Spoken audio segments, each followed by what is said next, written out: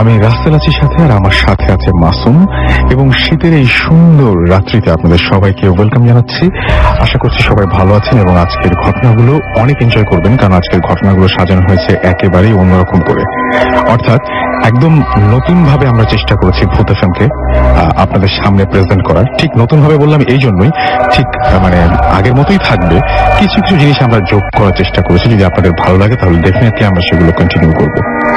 যেমন real life experience থাকবে। আমাদের আউটডোর ব্রডকাস্টার সাদ, সে ঘুরে ঘুরে বিভিন্ন ঘটনা কালেক্ট করার চেষ্টা করেছে, সেগুলো আমরা এই এপিসোডে রাখবো এবং আশা করছি আপনারা অনেক এনজয় করবেন। যদি আপনাদের ভালো লাগে তাহলে নেক্সট এপিসোড থেকে আমরা এইরকম আরো মজার মজার সব ব্যাপার স্যাপার রাখবো, যদি আপনাদের ভালো লাগে তাহলে। আনফর্চুনেটলি যদি আজকের এই এপিসোডটি কেউ মিস করে ফেলেন তাহলে চিন্তার কোনো কারণ নেই। আপনি আপনার এয়ারটেল থেকে আবারও শুনতে পারবেন, এয়ারটেল এম রেডিওর মাধ্যমে এই এপিসোডটি আবারও শুনতে পারবেন। সেই জন্য আপনি যেটা করতে হবে, আপনার এয়ারটেল নাম্বার থেকে ডায়াল করতে হবে 4040, সিলেক্ট করতে হবে চ্যানেল 22। তাহলে দেখবেন যে একের পর এক বিভিন্ন এপিসোডের অপশনগুলো আপনাকে দেওয়া হচ্ছে এবং যে এপিসোডটি আপনি মিস করেছেন বা যে এপিসোডটি আপনি পুনরায় শুনতে চান সেটি চাইলেই আপনি শুনে ফেলতে পারেন। অ্যান্ড আপনি যদি চান ভূত এফএম টিউন কে মাই টিউন বা ভূত এফএম টিউন যেটি রয়েছে, যেটি মাসুম সবসময় প্লে করে থাকে এবং আপনারা সবাই পরিচিত, সেই টিউনটি যদি আপনি আপনার টিউন বা মাই টিউন হিসেবে, কলার টিউন বা মাই টিউন হিসেবে সেট করে ফেলতে চান, তাহলে আপনাকে যেটা করতে হবে, টিউনের কোড নাম্বারটি মনে রাখতে হবে। দ্য কোড নাম্বার ইজ 92125 এবং জাস্ট একটা SMS পাঠিয়ে আপনি এটা অ্যাক্টিভেট করে ফেলতে পারেন। আপনার মোবাইলের মেসেজ অপশনে গিয়ে টাইপ করুন সিটি স্পেস দিয়ে টাইপ করুন, লিখুন 92125 এবং SMS-টি পাঠিয়ে দিন 3123 নাম্বারে। ব্যাস, এই টিউনটি আপনার হয়ে যাবে। যাই হোক, যেটা বলছিলাম, তা আমরা শুরুতেই সুবিধার জন্য কয়েকটা সেগমেন্টে ভাগ করে ফেলি। আমাদের প্রথম সেগমেন্ট যেটা, সেটা হচ্ছে যথারীতি প্রতি সপ্তাহে আপনারা যেরকম শোনেন যে আমাদের এখানে বিভিন্ন অতিথিরা আসেন এবং সেই অতিথিরা এসে তাদের ঘটনাগুলো শেয়ার করেন আপনাদের সাথে। সেরকম আজকেও থাকছে, আজকের পর্বেও অতিথিরা এসেছেন এবং তারা আপনাদের সাথে ঘটনা শেয়ার করবেন। এটাকে আমরা বলছি যে আমাদের ফার্স্ট সেগমেন্ট। এবং ফার্স্ট সেগমেন্টে আমাদের সাথে এই মুহূর্তে রয়েছেন আরমান ভাই। এর আগে উনি এসেছিলেন, উনি মাঝখানে দেশের বাইরে ছিলেন, আবরার ভাই, আমি আবারও ভুল বলছি, আবরার ভাই। এবং উনি দেশের বাইরে গিয়েছিলেন মাঝখানে, এবং দেশের বাইরে যাবার আগে উনি মালয়েশিয়ার বেশ কিছু ঘটনা বলেছিলেন। এবং মালয়েশিয়ায় গিয়ে হলো কি, তিনি আমাকে আবারও ফোন করে জানালেন, টেলিফোন করে জানালেন যে আরো কিছু ঘটনা তিনি পেয়েছেন সেখানে গিয়ে। আমরা বলেছিলাম যদি ঘটে কিছু তাহলে অবশ্যই যেন আমাদের জানাবেন। তো ফার্স্ট সেগমেন্টের ফার্স্ট যে অতিথি তিনি হচ্ছেন আমাদের আবরার ভাই। এবং আবরার ভাই, আপনার ঘটনাটা বলেন। তো নিশ্চয়ই মালয়েশিয়াতেই ঘটেছে না? হ্যাঁ, ধন্যবাদ রাসেল ভাই। বেসিক্যালি আমি তো মাঝখানে অনেকদিন ছিলাম না। তো এর আগের যে ঘটনাটা আমি বলেছিলাম মনে আছে হয়তোবা, যে মামুনকে নিয়ে একটা ঘটনা। তো মামুনকে আমি এইবার গিয়েও আমি ট্র্যাক ডাউন করার অনেক চেষ্টা করেছি, কিন্তু ওর পরিচিত মহলে যারা আছে কাউকে আমি মানে যোগাযোগ করে মামুনের কোনো আর কি হদিশ পেলাম না এবার। আর দ্বিতীয়ত হচ্ছে যে মানে খুব কাকতালীয় ভাবে মানে আমার এই ট্যুরের ভিতরেই আমি এবার আমার বউ বাচ্চা কাচ্চা এদেরকে নিয়ে গিয়েছিলাম। আমার ওয়াইফ, আমার একটা মেয়ে, ওকে নিয়ে গিয়েছিলাম। আমাদের হোটেল নিয়ে একটা এক্সপিরিয়েন্স এসছে একটু ডিফারেন্ট, যেটা মানে খুবই আশ্চর্যজনক, যে এরকম ফিল করব এটা ভাবিনি। আসলে এখানে বলে রাখা ভালো রাসেল ভাই যে আপনার মালয়েশিয়াতে এই প্যারানর্মাল অ্যাক্টিভিটি গুলা ইজ ভেরি মানে বলতে গেলে খুব সচরাচর ঘটে থাকে, অনেকের লাইফেই আছে। যেমন আমরা আমাদের বাংলাদেশে শুনে থাকি যে সবার লাইফে কিছু না কিছু একটা ঘটনা থাকে, সেরকম ওখানেও সবাইকেই কিছুটা তাদের সাথে শেয়ার করতে গেলে কিছু না কিছু ঘটনা পাওয়া যায়। তবে আমি যে আবার এক্স্যাক্টলি এই ট্যুরেই যে এরকম একটা ঘটনা খুঁজে পাবো এটা আমি চিন্তাও করতে পারিনি। যাক, আমি ঘটনাটা চলে যাই। তো বিশেষ কারণে যে হোটেলটার ঘটনা, সেটা আমি হোটেল নাম বলবো না, কারণ বেশিরভাগ বাঙালি দেখা যায় যে ওখানে গেলে ওই হোটেলটাতেই উঠে থাকে। তো সে কারণে নামটা আর আমি প্রকাশ করছি না আর কি। তো সেই হোটেলটাতে আমরা যেদিন উঠলাম, আমরা বেসিক্যালি এখন দেখা যাচ্ছে রাত্রের ফ্লাইট যেগুলো রাত্রে ছাড়ে, মালয়েশিয়া ফ্লাইট গুলো রাতে যায়, সকালে গিয়ে পৌঁছায়। কিন্তু শীতের কারণে ঢাকায় যেহেতু কুয়াশা প্রচন্ড, এই ফ্লাইট গুলো এখন ছাড়ছে হচ্ছে আপনার সন্ধ্যায় এবং ওখানে গিয়ে পৌঁছায় হচ্ছে রাত 3টার দিকে। আমরা 3টার দিকে ওখানে নামার পর আমরা হোটেলে পৌঁছাতে অ্যারাউন্ড 5টা বেজে যায়, সকাল 5টা। আচ্ছা। তো যে আমরা ওখানে গিয়ে রেস্ট নেই, তো ওদিন কোনো আর ঘটনা ঘটেনি। দুপুরবেলা উঠে আমাদের যথারীতি আমাদের যেসব প্রোগ্রাম ছিল আমরা সেগুলো আর কি অ্যাটেন্ড করি। রাত্রেবেলা অ্যারাউন্ড 11টা কি 12টা এটার সময় আমরা ফিরে আসি হোটেল রুমে। এসে খুব টায়ার্ড থাকি, তো ফ্রেশ ট্রেশ হয়ে শুয়ে পড়ি আমরা। তো শুয়ে পড়ার পর রুমটা ইট ওয়াজ কিছুটা আধো আলো, কিছুটা আর কি। আমি মানে আমাদের হোটেলের রুমে ঢোকার সময় ফার্স্টে ডান হাতে একটা ওয়াশরুম পড়ে, তারপর হচ্ছে আপনার মানে বেডরুমটা যেটা হয়ে থাকে। আমি জানলার পর্দা টর্দা সব টেনে দিয়েছিলাম। তো বাথরুমের লাইটটা জ্বালানো, বাথরুমের ইয়েটা খোলা ছিল, দরজাটা খোলা ছিল। তো হালকা লাইট এর ভিতরে মানে আমি অলরেডি আমি বেসিক্যালি দেখা যায় শুয়ে পড়লেই বেশিক্ষণ লাগে না, মোটামুটি 5-6 মিনিটের ভিতরে ঘুমিয়ে যাই। তো আমি ঘুমিয়ে গেছি, তো আমার ওয়াইফ জেগেছিলেন। তো সে টাইম টু টাইম মানে ও অনেক চেষ্টা করছিল কিন্তু ওর ঘুম আসছিল না। তো অনেকক্ষণ ওয়েট করার পর আস্তে আস্তে হঠাৎ ঘুমিয়ে গেছে। হঠাৎ করে গভীর রাতের দিকে তার ঘুম ভেঙে যায়, এবং ঘুম ভেঙে গিয়ে সে শুয়ে আছে অন্ধকারে, মানে কিছুটা বুঝছে যে আমার পাশে মানে আমি ডান সাইডে শোয়া, সে বাম সাইডে, মাঝখানে আমাদের বাচ্চাটা, বেবিটা। আমার পাশে আপনার কেউ একজন নড়াচড়া করছে, মানে ফ্লোরে বোঝা যাচ্ছে যে একটু পা আপনার আছড়ে আছড়ে হাঁটতে, যেরকম কেউ একজন হাঁটছে। আচ্ছা। তো সে একটু ভয় পেয়ে যায়। তারপরও সে মানে কিছুটা হয়তো ভাবছিল যে আমি ঘুম থেকে হঠাৎ করে উঠেছি হয়তো বা কিছুটা না, প্রায় অনেকক্ষণ 10-15 মিনিট এরকম সে ফিল করছে আমরা 3 জন বাদে সামবডি ইজ দেয়ার, এবং তার নাড়াচাড়া কিছুটা বোঝা যাচ্ছে যে সে মুভ করছে।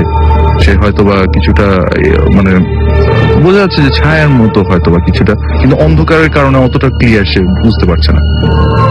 তো যাই হোক, সেই রাত্রে আর আমাকে সে শেয়ার করেনি। পরের দিন সকালে আমি যখন ঘুম থেকে উঠলাম আমাকে বললো যে এই হোটেল রুমটা আমার ভালো লাগছে। আমি কেন, কি হয়েছে? এখানে তো আগে উঠে গেছে।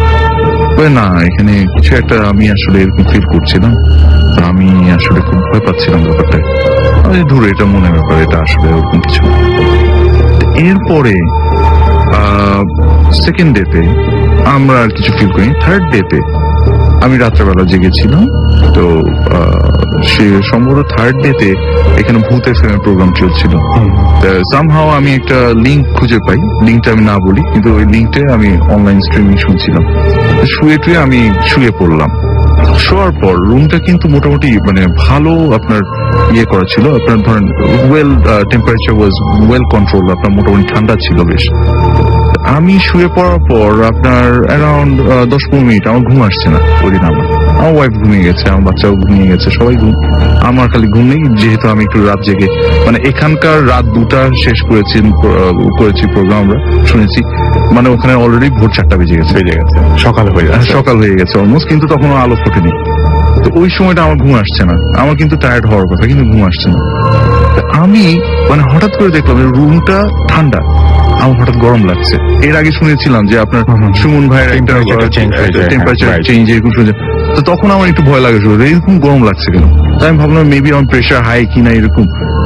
আমি আবার উঠে নিয়ে ওয়াশরুমে গিয়ে আবার একটু ফ্রেশ ট্রেশ হয়ে এসে আবার শুলাম। তাও দেখি না, ঠান্ডা লাগছে। তারপর আবার কম্বলটা ইয়ে দিয়ে ঘুমিয়ে পড়লাম। একটু যেহেতু এইসব প্যারানর্মাল অ্যাক্টিভিটিস নিয়ে সবসময় দেখা যায় যে খুব একটু আমি বেসিক্যালি প্রচন্ড রকম আগ্রহী থাকি যে এটা নিয়ে একটু ঘাটাঘাটি। আমি একটু খোঁজ খবর নেওয়া শুরু করলাম। ওখানে একটা হাউসকিপিং একটা বাঙালি ছেলে ছিল।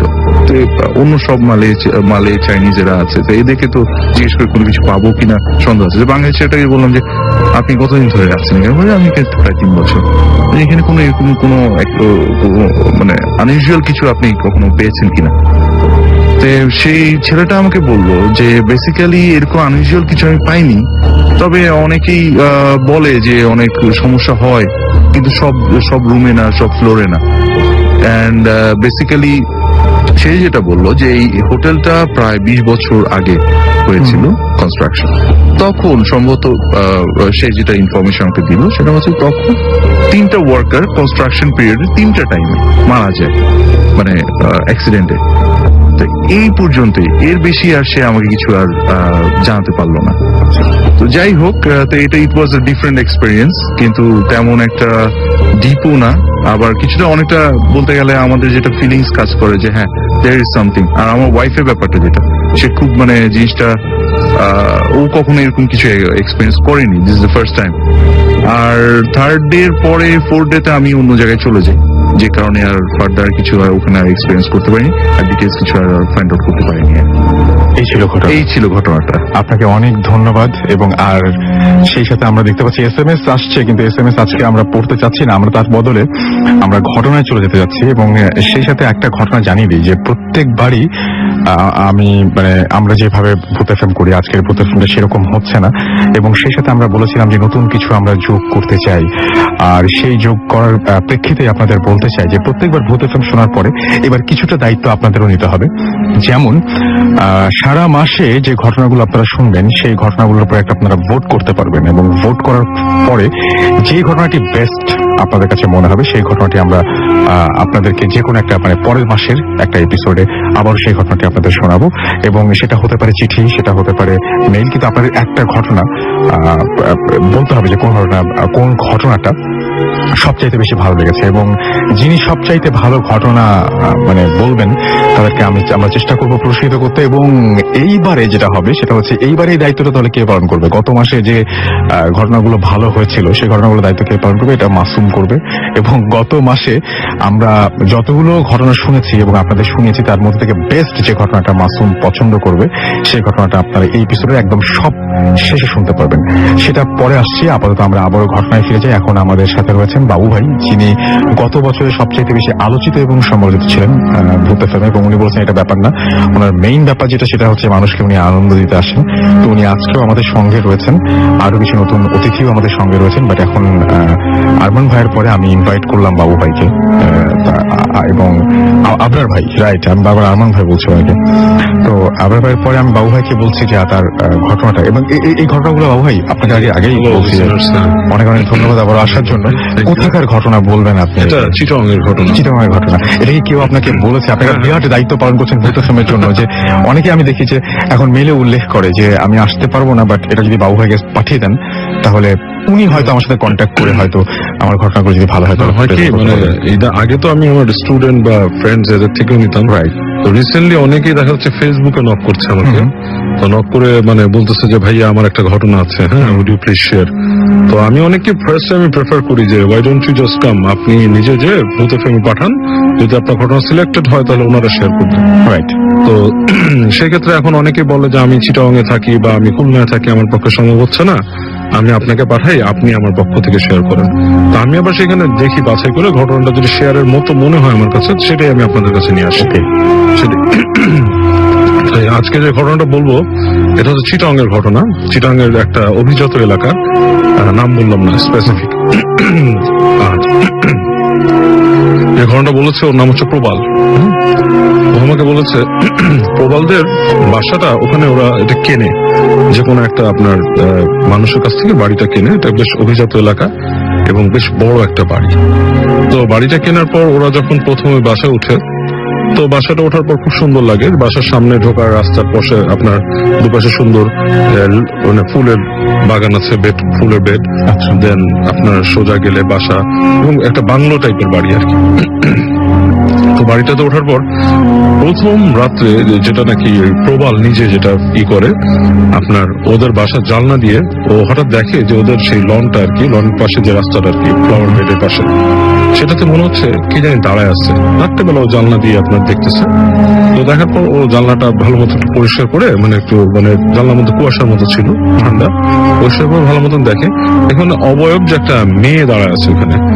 তো ও জানে যে বেসিক্যালি ওর বাবা নতুন দারোয়ান রাখছে, the door should be lock, এখানে কে আছে, মেয়ে, ওদের বাসাও ওরকম মেয়ে নাই কি। তো ও করে কি নিচে নেমে আসে, মনে করছে দারোয়ান কাকে আনলো ভেতরে কি। নিচে এসে ও যখন গেট খুলে লাইট জ্বালা হেঁটে যায় সামনে, ওই বারান্দার লাইটটা জ্বালায়, দেখি কেউ নেই, ওই জায়গাটা পুরো ফাঁকা, মানে নোবডি স্ট্যান্ডিং, মানে পুরোপুরি ফাঁকা জায়গাটা। Within like short period of time ও দেখছে ওখানে একটা মেয়ে দাঁড়ানো। তো কি করে হেঁটে যায়, আপনার ওই ক্রস করে যায় যেখানে দারোয়ানের রুমটা থাকার কথা, নক করে।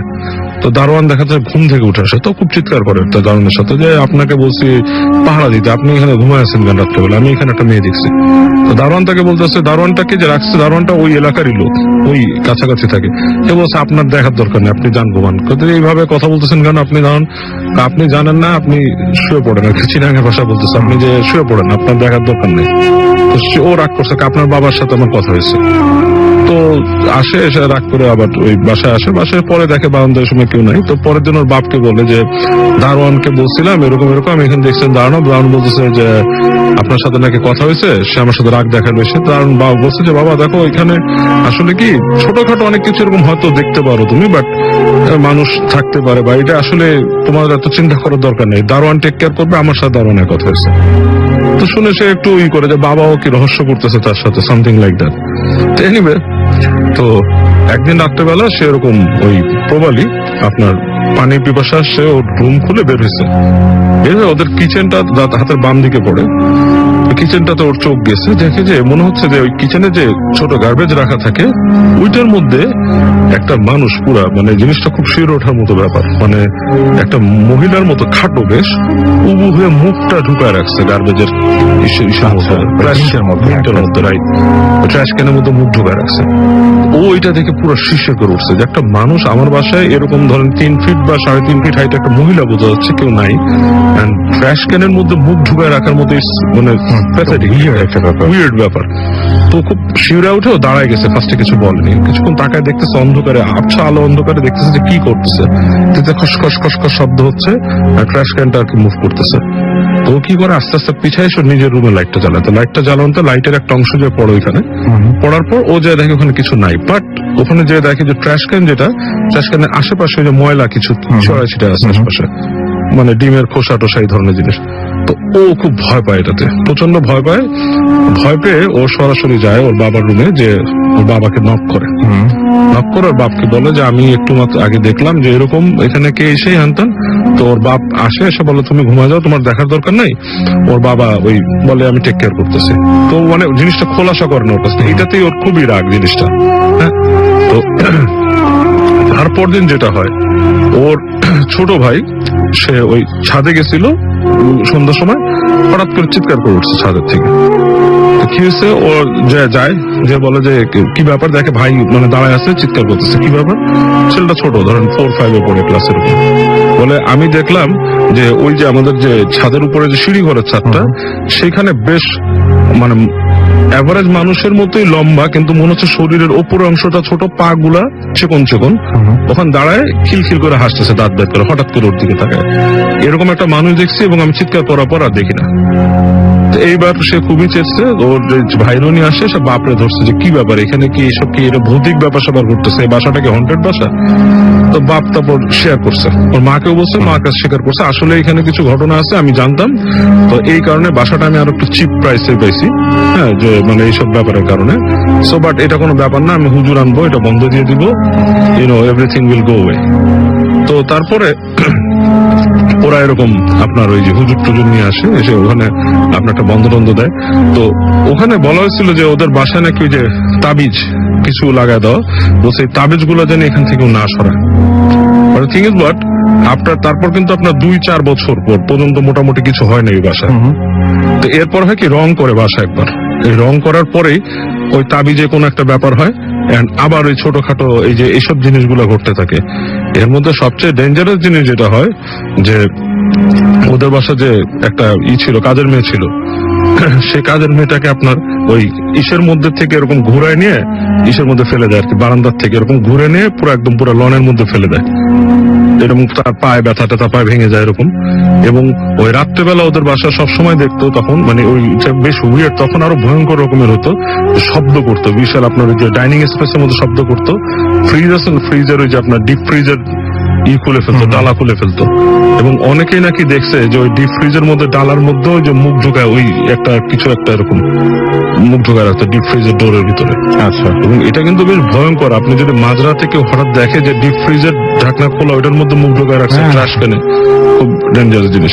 এনিওয়ে, তো পরবর্তীতে এগুলো দেখার পর আবার হুজুর আনে, মানে এনে আবার ওই যে বাড়ি বন্ধ করে। এখন অনেকে বাড়িটা বন্ধ অবস্থায় আছে, তবে মাঝে মাঝে ওরা এখনো দেখে, বাসার ভেতরে না দেখলো ওই লনের মধ্যে বা ইসের মধ্যে দেখে কিছু একটা হাটে চলাফেরা করে এরকম জিনিস।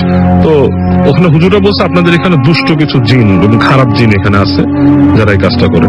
আর ওই প্রবাল বলছে যে আপনারা যদি চান Bhoot FM team, you are welcome to come to my house and do this things, আমি আমার প্যারেন্টস এর ম্যানেজ করবো। ওকে, সো আমরা যে কোনো দিন যেতে পারি। আমরা শুনছেন সবসময় রেডিও ফুর্তি, তখন বাবু ভাই ঘটনা বলছিলেন এবং চলছে ভূত এফএম এর ফার্স্ট সেগমেন্ট, ভূত এফএম হন্টেড বাই এয়ারটেল এর ফার্স্ট সেগমেন্ট আমরা শুনছিলাম, এবং সঙ্গে আছে মাসুম। মাসুম অবশ্য আজকে আমাদেরকে সময় দেওয়ার চাইতে বেশি ঘটনা খুঁজতে মানে ব্যস্ত। দেখা যাক কি হয়। আমরা এর পরে যেটা করতে হবে, আমাদের একটা ছোট্ট ব্রেক নিতে হবে এবং ব্রেকের পরে আমরা আবারও ফিরে আসবো। সেই পর্যন্ত আমাদের সঙ্গে থাকুন। স্টে টিউনড রেডিও ফুর্তি এন্ড ডোন্ট স্টপ দ্য ফুর্তি।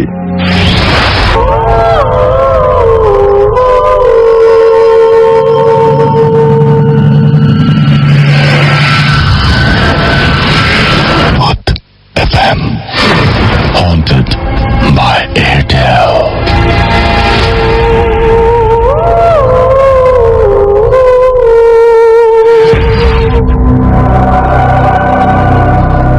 শুনছেন সব সময় রেডিও ফুর্তি, চলছে ভূত এফএম হন্টেড বাই এয়ারটেল। আমি রাসেল আছি সাথে, আমার সাথে রয়েছে মাসুম এবং আজকের অতিথিরা। আর একটার পর একটা দারুণ দারুণ ঘটনা শুনছি আমরা। একদমই কোনো ধরনের কোনো বাধা হয়ে দাঁড়াতে চাই না। চলে যেতে চাই আবারও আমাদের অতিথি আবরার ভাইয়ের কাছে, এবং আবরার ভাই তার সেকেন্ড ঘটনা বলার জন্য প্রস্তুত। আবরার ভাই, আপনার সেকেন্ড ঘটনাটা ধন্যবাদ রাসেল ভাই, আবার বলছি আবার ধন্যবাদ আর কি দ্বিতীয়বারের জন্য। আর সেকেন্ডলি আরেকটা কথা বলে দিই যে লিসনারদেরকে বলা প্রয়োজন যে আমি মালয়েশিয়া যাওয়ার আগে রাসেল ভাই আমাকে একটা গুরু দায়িত্ব দিয়ে দিয়েছিলেন। সেটা হচ্ছে যে মালয়েশিয়াতে আরো কোনো ঘটনা পাওয়া যায় কিনা। হ্যাঁ, আমার মনে আছে। তো সেইখান থেকেই আর কি, সেই পরিপ্রেক্ষিতেই আমি আমার কিছু বন্ধু মহলের ভিতরে জিনিসটা শেয়ার করি এবং খুব আশ্চর্য হই যে বাংলাদেশের মতো মালয়েশিয়াতেও মানে বাঙালি যারা আছেন তাদের কিন্তু খুব ফেমাস এই ভূত এফএম প্রোগ্রামটা। আমরা খুবই তাদের ভিতর থেকেই কালেক্ট করা। আমি বিশেষ কারণবশত, সঙ্গত কারণে আর কি তাদের নাম প্রকাশ করছি না। তো আমার এক বন্ধু, তার মানে অবশ্যই তাদের নিজেদের ঘটনা, রাইট? তাদের নিজেদের ঘটনা এবং তাদের মালয়েশিয়ার নিজেদের এখন যে বাসাটায় আছে সেই বাসার ঘটনা হয়েছে। তো আমার এক পরিচিত খুবই ক্লোজ একজন বন্ধু মানুষ, উনি মালয়েশিয়াতে দীর্ঘদিন যাবত আছেন, প্রায় অ্যারাউন্ড 10-12 বছর ধরে, উইথ হিজ ফ্যামিলি, তার ফ্যামিলি মেম্বার্স, তার ওয়াইফ, তার দুটো বাচ্চা। একটা ছেলে আছে, ছেলেটা অলরেডি এখন 12 বছর বয়স এবং মেয়েটা হচ্ছে এখন প্রায় 7 বছর। তো এই ঘটনাটা এই 7 বছরের মেয়েটাকে নিয়ে। তো এই তারা এখন যে বাসাটায় আছে এটা এসছে আজকে প্রায় 2 বছর ধরে। গত 2 বছরে কোনো ঘটনা ঘটেনি, রিসেন্টলি গত 3-4 মাস ধরে এই বাচ্চা মেয়েটা সে এক্সপিরিয়েন্স করছে। মানে সে বলে, মানে বাচ্চা মানুষ তো মানে অত বোঝায় বলতে পারে না, সে এমনি বলে কথায় কথায় যে কারোর সাথে সে খেলছে এক মনে। তখন তাকে জিজ্ঞেস করা হয়, মা কি করছো? খেলছি। কার সাথে? ওইখানে তো কেউ নেই, তুমি মানে আরেকজনের সাথে কথা বলছে এরকম একটা মনে হচ্ছে। সে মেয়েটা বলে, হ্যাঁ খেলছি তো, ওই ইয়েটার সাথে, বাচ্চাটার সাথে খেলছি, এরকম আর কি ইয়ে করে। একটা প্লেমেট আছে তার। অনেকটা এটা শোনার পরপরই আমিও একটু ঘাবড়ে গেলাম যে যখন বলছিল ভদ্রলোক আমাকে, যখন ঘটনাটা বলছে তখন মেয়েটার সাথে ছিল। আমি বললাম, মা কার সাথে খেলো? বলে যে হ্যাঁ খেলি, আমার তো অনেক ফ্রেন্ড আছে। আমি কিরকম ভাবে প্লে গ্রাউন্ডে খেলি। মেয়েটা তখন আমার সামনে আর বললো না যে তার যে বাসার ভিতর যে আরেকজনের সাথে খেলে, এই ঘটনাটা আর সে বললো না আমাকে, বা সে আমার সাথে এটা শেয়ার করলো না। তো তার মার সাথেও আমি পরে একসঙ্গে কথা আমি ভাবি যে শুনলাম যে আপনার মেয়ে এরকম ইয়ে করে। হ্যাঁ ভাই, খুব টেনশনে আছে এটা নিয়ে। টাইম টু টাইম সে নানান সময় দেখা যায় যে এক মনে থাকে। আমরা যখনই তাকে কোয়ারি করি যে তুমি কার সাথে খেলছো, সে বলছে হ্যাঁ ও সাথে একজন আছে, এরকম একটা সে ইয়ে করে। জিনিসটা একটু আনইউজুয়াল মনে হলো আমার, যে কারণে আর কি ছোট্ট ব্যাপার, মানে অনেক ঘটনা আছে, টোটালটা ওইভাবে আর কি ওইভাবে শুনিনি আমি। আচ্ছা, তো এরকম একটা ঘটনা বাচ্চাটার সাথে। আচ্ছা, তো সময় দিলে হয়তো আরো ডিটেলস শুনতে পারতাম, তো ওরকম আর কিছু ডিটেলস শোনা হয়নি। আমরা আশা করবো যে এর পরবর্তীতে মানে যে ফলো আপ গুলো সেগুলো আমরা ইনশাল্লাহ পেয়ে যাবো। থ্যাংক ইউ আবার ভাই আপনার ঘটনার জন্য। আমরা চলে যাচ্ছি আবার বাবু ভাইয়ের কাছে, এবং আরো একবার জানিয়ে দিয়ে শুনছেন সব সময় রেডিও ফুর্তি, চলছে ভূত এফএম হন্টেড বাই এয়ারটেল। আমি রাসেল আছি সাথে, আমার সাথে রয়েছে মাসুম, এবং আমরা চেষ্টা করছি একটা অন্যরকম কিছু আপনাদের উপহার দিতে, ভূত এফএমটা একটু অন্যভাবে আপনাদের উপস্থাপন করতে। যদি ভালো লাগে অবশ্যই আমাদের ইমেল করবেন, ইমেল অ্যাড্রেসটি নিশ্চয়ই জানা আছে, bhutfm@radiofurti.fm। এখানে ইমেল করে জানিয়ে দিবেন যে আজকের এই স্পেশাল এপিসোডটি, নতুন বছরের স্পেশাল এপিসোডটি আপনাদের কেমন লাগছে, আপনাদের এই এপিসোডটি ভালো ছিল, ভালো হচ্ছে, নাকি আগের এপিসোডটি ভালো ছিল, আগে যেরকম ভাবে আমরা করতাম সেটাই ভালো ছিল। এটা আপনাদের জানিয়ে দিতে হবে, কারণ আপনাদের মতামত অত্যন্ত মূল্যবান আপনাদের আমাদের কাছে, কারণ আপনারাই ঘটনা পাঠান, আপনাদের জন্যই ভূত এফএম এগিয়ে যাচ্ছে, এবং আপনারাই ভূত এফএমটাকে ধরে রেখেছেন, এবং আপনারা চাইলেই ভূত এফএম আরো সামনের দিকে এগিয়ে যাবে, আর আপনারা চাইলে, আপনারা যদি না চান তাহলে ভূত এফএম থেমে যাবে। সো আপনাদেরই সিলেক্ট করতে হবে, আপনাদেরই ডিসাইড করতে হবে যে কোনটা ভালো কোনটা মন্দ। এটা অবশ্যই আমাদের ইমেল করে জানিয়ে দিন, এবং সেই সাথে আপনার নাম, ঠিকানা এবং ফোন নাম্বার সহ আপনার জীবনের সেরা ঘটনাটি, আপনার জানা ঘটনাটি আমাদের কাছে পাঠিয়ে দিতে ভুলবেন না। আবারও জানিয়ে দিচ্ছি অ্যাড্রেসটি, বারবার মনে করে দিতে চাই, bhutfm@radiofurti.fm। লিখে রাখুন, মনে রাখুন, যেভাবে খুশি, বাট ঘটনা পাঠিয়ে দিন। আমরা চলে আসি বাবার কাছে। বাবা, আপনার সেকেন্ড যে ঘটনাটা, সেই ঘটনাটা একটু প্লিজ আমাদের বলুন। Hello everyone. এবারে যে ঘটনাটা, এটাও চিটাগাঙ্গের রাসেল ভাই। হ্যাঁ, চিটাগাঙ্গের ওই একটা মানে ওরা ঘটনা আগেও শেয়ার করছে, আমি ওর নাম হচ্ছে মাজহারুল ইসলাম জুবেল। ওই ঘটনাটা বলছে, হি লিভস ইন আগ্রাবাদ। এটা হচ্ছে ওর কাজিনের জীবনে ঘটা একটা ঘটনা আমাকে বলছে। ওর কাজিন থাকতো একটা জায়গায়, তো সেখানে যেখানে থাকতো, তো ওখানে একটা আপনার নদী ছিল, নদীর পাড়ে ছিল একটা শ্মশান ঘাট। তো সেখানে ও আপনার ছেলেটা ওই নদীতে মাঝে মাঝে যেত আর কি, খেলাধুলা করে নদীতে হাত মুখ ধুতে যেত।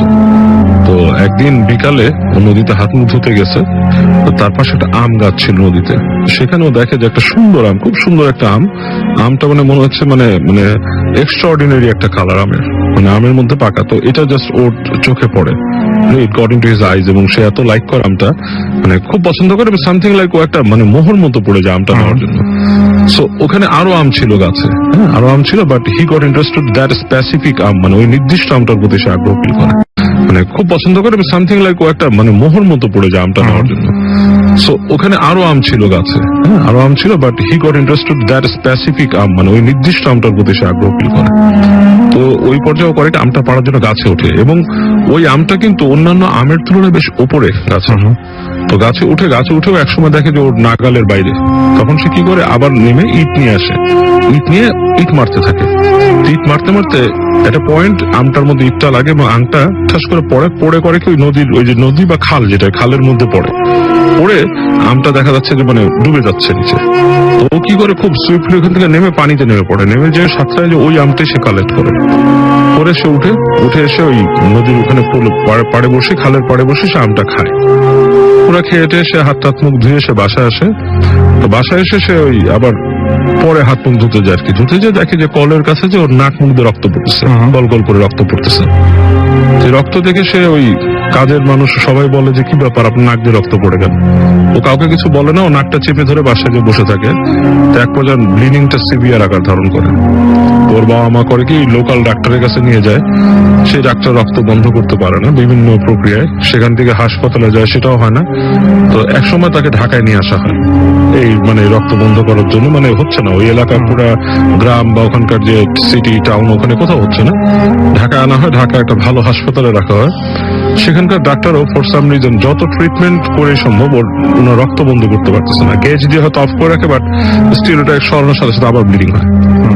তো এই পর্যায়ে ওদের গ্রামেই একজন হুজুর ছিল আর কি, উনি পীর সাহেব। তো উনি ঘটনাটা শোনার পর উনি ব্যাপারটা শুনে বলে যে এটা তো আসলে নর্মাল না। উনি চলে আসে ঢাকায় এসে ওই মানে বলে যে তোমার, ওর বাবাকে বলে যে এটা আসলে নর্মাল না, এটা অন্য কোনো ব্যাপার, আমাকে ট্রিট করতে দেন।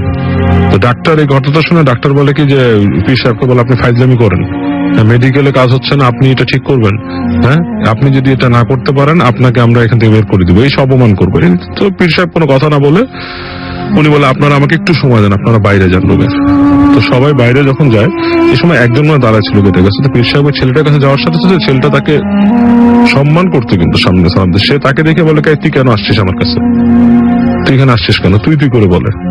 তো পীর সাহেব বলে কি যে আপনারা জান আমি কথা বলি। পীর সাহেব নাকি তাকে বলে যে আমি আসছি, তুই মানে যে শুনছে ওখানে দাঁড়ায় কথা বলে, একজন লোক ছিল সে পরে বলছে।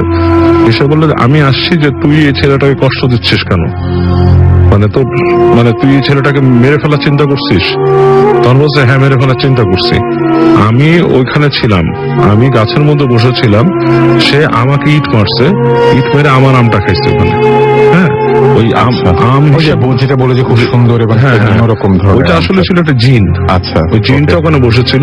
আচ্ছা ও বলতেছে ওইটা আমার আম ছিল, আমের যে সৌন্দর্যটা ছিল এটা আমার জন্যই, এবং ওই আমটা খাইছে এবং এর জন্য এই ছেলেটাকে ওইটার পানিশমেন্ট আমি দিচ্ছি। তখন বল না তোর ছাড়তে হবে, এই আর কি। তো হুজুরের সাথেই হয়, কথাবার্তা হয়। তো এই পর্যায়ে নাকি ওর মুখ দিয়ে নাকি একটা পেরেকের মতো বের হয়ে আসে ছেলেটার, আচ্ছা এরকম পেরেকের মতো বের হয়ে আসে। তারপর হুজুর এক পর্যায়ে তাকে ছাড়াতে সক্ষম হয় এবং মানে ছেলেটা সুস্থ হয়। এবং আশ্চর্যের ব্যাপার, পুরো ডাক্তাররাও দেখছে তখন যে ছেলেটা ওই যখন নাকি হুজুরের ট্রিটমেন্ট শেষ হলো ওর রক্ত পড়া থেমে গেছে নাক দিয়ে, আর রক্ত পড়তেছিল না। ওকে, অনেক ধন্যবাদ বাবু ভাই আপনাদের Okay, দুজনকেই, Thank এবং you. আবরার ভাই বাবু ভাই আপনাদের অনেক ধন্যবাদ। Okay. এবং আশা করছি যে পরবর্তীতে আপনাদেরকে ডাকলে আমরা পেয়ে যাবো ইনশাআল্লাহ, ইনশাআল্লাহ। ইনশাল্লাহ। আর সেই সাথে আপনাদের সবাইকে জানাচ্ছি যে শুনছেন সবসময় রেডিও ফুর্তি চলছে ভূত এফএম হন্টেড বাই এয়ারটেল। আর জানিয়ে দিন যে এই এপিসোডটির কোন বিষয়গুলি আপনাদের ভালো লাগছে, কোন বিষয়গুলি আপনাদের ভালো লাগছে না, ইমেইলের মাধ্যমে bhutfm@radiofurti.fm এই অ্যাড্রেসে, এবং সেই সাথে SMS করে জানাতে পারেন। আমাদের SMS করার নিয়মটি হচ্ছে মোবাইলের মেসেজ অপশনে গিয়ে টাইপ করুন FOORTI ফুর্তি, স্পেস দিয়ে আপনার নাম, স্পেস দিয়ে আপনার মেসেজ পাঠাবেন 9840 নাম্বারে। আমরা আরো একটা ব্রেক নিব এবং ব্রেকের পরে ফিরে আসছি নতুন অতিথি নিয়ে, এবং চলছে কিন্তু ফার্স্ট সেগমেন্ট, বুঝতে হবে। এবং সেই পর্যন্ত আমাদের সঙ্গে থাকুন। স্টে টিউনড রেডিও ফুর্তি অ্যান্ড ডোন্ট স্টপ দ্য ফুর্তি।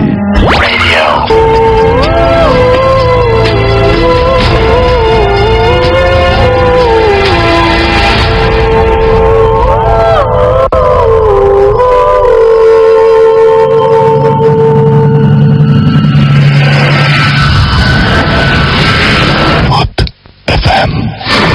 Haunted by Airtel.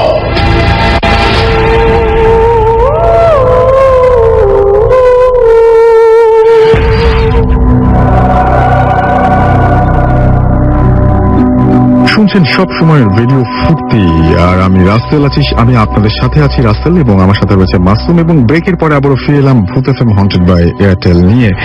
আপনাদের সবাইকে জানিয়ে দিই যে আজকের এপিসোডটি অন্যরকম একটা এপিসোড হচ্ছে, এবং সেই সাথে আমাদের প্রথম সেগমেন্ট চলছে। প্রথম সেগমেন্টে আমাদের অতিথিরা যেভাবে আসেন সেভাবে তারা ঘটনা বলছেন, এবং এই মুহূর্তে আমার সঙ্গে রয়েছেন অনন্ত। তিনি তার ঘটনাটি বলবেন, এবং অনন্ত আপনার যে ঘটনাটি আছে সেটা একটু প্লিজ বলবেন। হ্যালো রিসিনার, আমি সোহানুর রহমান অনন্ত। আমি এসেছি ঢাকা সোনিয়াকা থেকে। রাসেল ভাই, আমি এখন যে ঘটনাটা বলবো সেটা আমার এক ছোট ভাইয়ের মুখ থেকে শোনা। ঘটনাটি ঘটে 2002 সালে। ঘটনাটি যখন ঘটে ওরা তখন ঢাকার মানিকনগর নতুন একটি বাসায় ওঠে, 5তলা বাড়িতে। তো ওদের ফ্ল্যাটটা হচ্ছে 5তলার উপরে, অর্থাৎ সবচেয়ে শেষ, অর্থাৎ 5তলার উপরে। তো ওদের ফ্ল্যাটের সামনে যে ফ্ল্যাটটা সেটা হচ্ছে গিয়ে একটা মাদ্রাসার অফিস রুম, অর্থাৎ সামনের রুমে সারাদিন মানুষ থাকলেও সন্ধ্যা পর কেউ থাকে না। তো যাক, নতুন ফ্ল্যাটে ওঠার পর মোটামুটি কয়েকদিন ভালোই যায়। তো ঘটনাটা যেদিন ঘটে সেদিন রাত 12টা পর্যন্ত আমার যে ছোট ভাই ও পড়াশোনা করে। তো পড়াশোনা শেষ করে ও একসঙ্গে ঘুমিয়ে পড়ে। ঘটনা যখন ঘটে তখন শীতের সময়, মোটামুটি শীতের মাঝামাঝি সময়। তো ও সবসময় লাইট অন করে ঘুমায়, ভয় পায় একটু, লাইট অন করে ঘুমায়। তো হঠাৎ মাঝরাতে ওর ঘুম ভেঙে যায়। ঘুম ভাঙার সাথে তো ও চেয়ে দেখে যে ওর মাথার উপরে ফুল স্পিডে ফ্যান চলছে, অর্থাৎ খুব জোরে ফ্যান চলছে। তো ও প্রথমে বিষয়টা হয়তো স্বপ্ন দেখছে, কিন্তু একটু পরে যে দেখে যে না, সত্যি ফ্যান ঘুরছে, খুব স্পিডে ফ্যান ঘুরছে। তো আর লাইটটা অফ করা, ঘরময় অন্ধকার, ভীষণ অন্ধকার। তো ও উঠে বিছানা থেকে নামে। তো আসলে ওর খাটটা হচ্ছে আগের যুগের খাট, অনেক বড় খাটটা, একাই ঘুমায় ঘরের ভিতরে, পাশে করে বাবা মা ঘুমায়। তো ও উঠে যখন নাকি ও মানে ফ্যানের সুইচটা অফ করতে যাবে, ঠিক তখন একটা শব্দ আসে পিছন থেকে, অর্থাৎ কেমন যেন একটা গঙ্গানি শব্দের মতো একটা আসে। তো ও পিছনে ফিরে তাকায়, দেখে যে না, কোথাও কিছু দেখা যাচ্ছে না, ঘরের মতো অন্ধকার। তো আবার সেই শব্দটা, অর্থাৎ কেউ মানে একটা অস্বস্তিকর একটা শব্দ। তো ও ভালো করে কান পেতে দেখেছে ওর খাটের নিচ থেকে শব্দটা আসছে। তো ও আর লাইট অন না করে খাটের নিচে তাকিয়ে দেখে যে অন্ধকার খাটের নিচটা, কিন্তু খাটের একটা কোণে, অর্থাৎ মনে হচ্ছে জমাট অন্ধকার। হ্যাঁ, তো ও ঠিক সেই সময় আওয়াজটা থেমে যায়। হ্যাঁ, শুধু ঘড়ির টিক টিক টিক টিক এটা শব্দ ছাড়া কোনো শব্দ নেই। তো ভাবে কি হয়তো শার্ট শুট অনেক সময় পড়ে যায়, খাটের পাশ দিয়ে নিচে পড়ে যায়, আমাদের অনেকের এই ঘটনাটা ঘটে। তো ওভাবে হয়তো কিছু তেমন কিছুটা পড়ে গেছে, তো ও কিছু না ভেবে খাটের নিচে প্রবেশ করে, অর্থাৎ এমনি হামাগুড়ির মতো ঢুকে খাটটা আগে বলছে আসলে অনেক বড় খাটটা।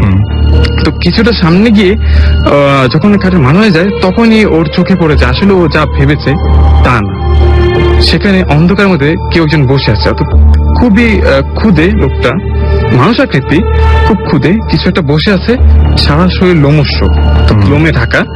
হ্যাঁ, তো চেহারার সামনে দিয়েও কিছু এভাবে চুলগুলো পড়ে আছে, চুলের ফাঁক দিয়ে দুটো চলন্ত চোখ দিয়ে তাকিয়ে আছে। ঠিক ও যখন নাকি চিৎকার দিতে যাবে ঠিক তখনই কিছু একটা ওকে ধরে ফেলে, খপ করে ওর হাতটা ধরে ফেলে। ধরে পড়ার সাথে তো চিৎকার দিয়ে সেন্সেস হয়ে যায়। ওর যখন জ্ঞান ফিরে তখন ও দেখে যে ও খাটের উপরে। তোর বাবা মা বলে যে কি হয়েছিল, হ্যাঁ গত রাতে কি হয়েছিল। তো ও বললো যে এমন এমন ঘটনা। তো ওনারা এসে দেখে যে ঘরে দরজা লাগানো, পরে দরজা অনেক নক করার পর যেহেতু কেউ খোলেনি, তো ওনারা দরজা ভেঙে ঘরের ভিতরে ঢুকে যায়, খাটের নিচেও পড়ে আছে, কিন্তু আশেপাশে আর কিছু পাওয়া যায়নি। আচ্ছা, আসলে এটাই ছিল আমার ঘটনা। ওকে, আপনাকে অনেক ধন্যবাদ অনন্ত, এবং আমরা আশা করছি যে আমরা এবারে তো স্পেশাল একটা এপিসোড করছি, নেক্সট এপিসোডে আপনি আবারও ডাক পাবেন এবং আপনি আবারও আমাদের সাথে এসে জয়েন করবেন এবং আপনার ঘটনা শুনবেন। আপনাকে অনেক ধন্যবাদ। আসলে আপনাকে ধন্যবাদ।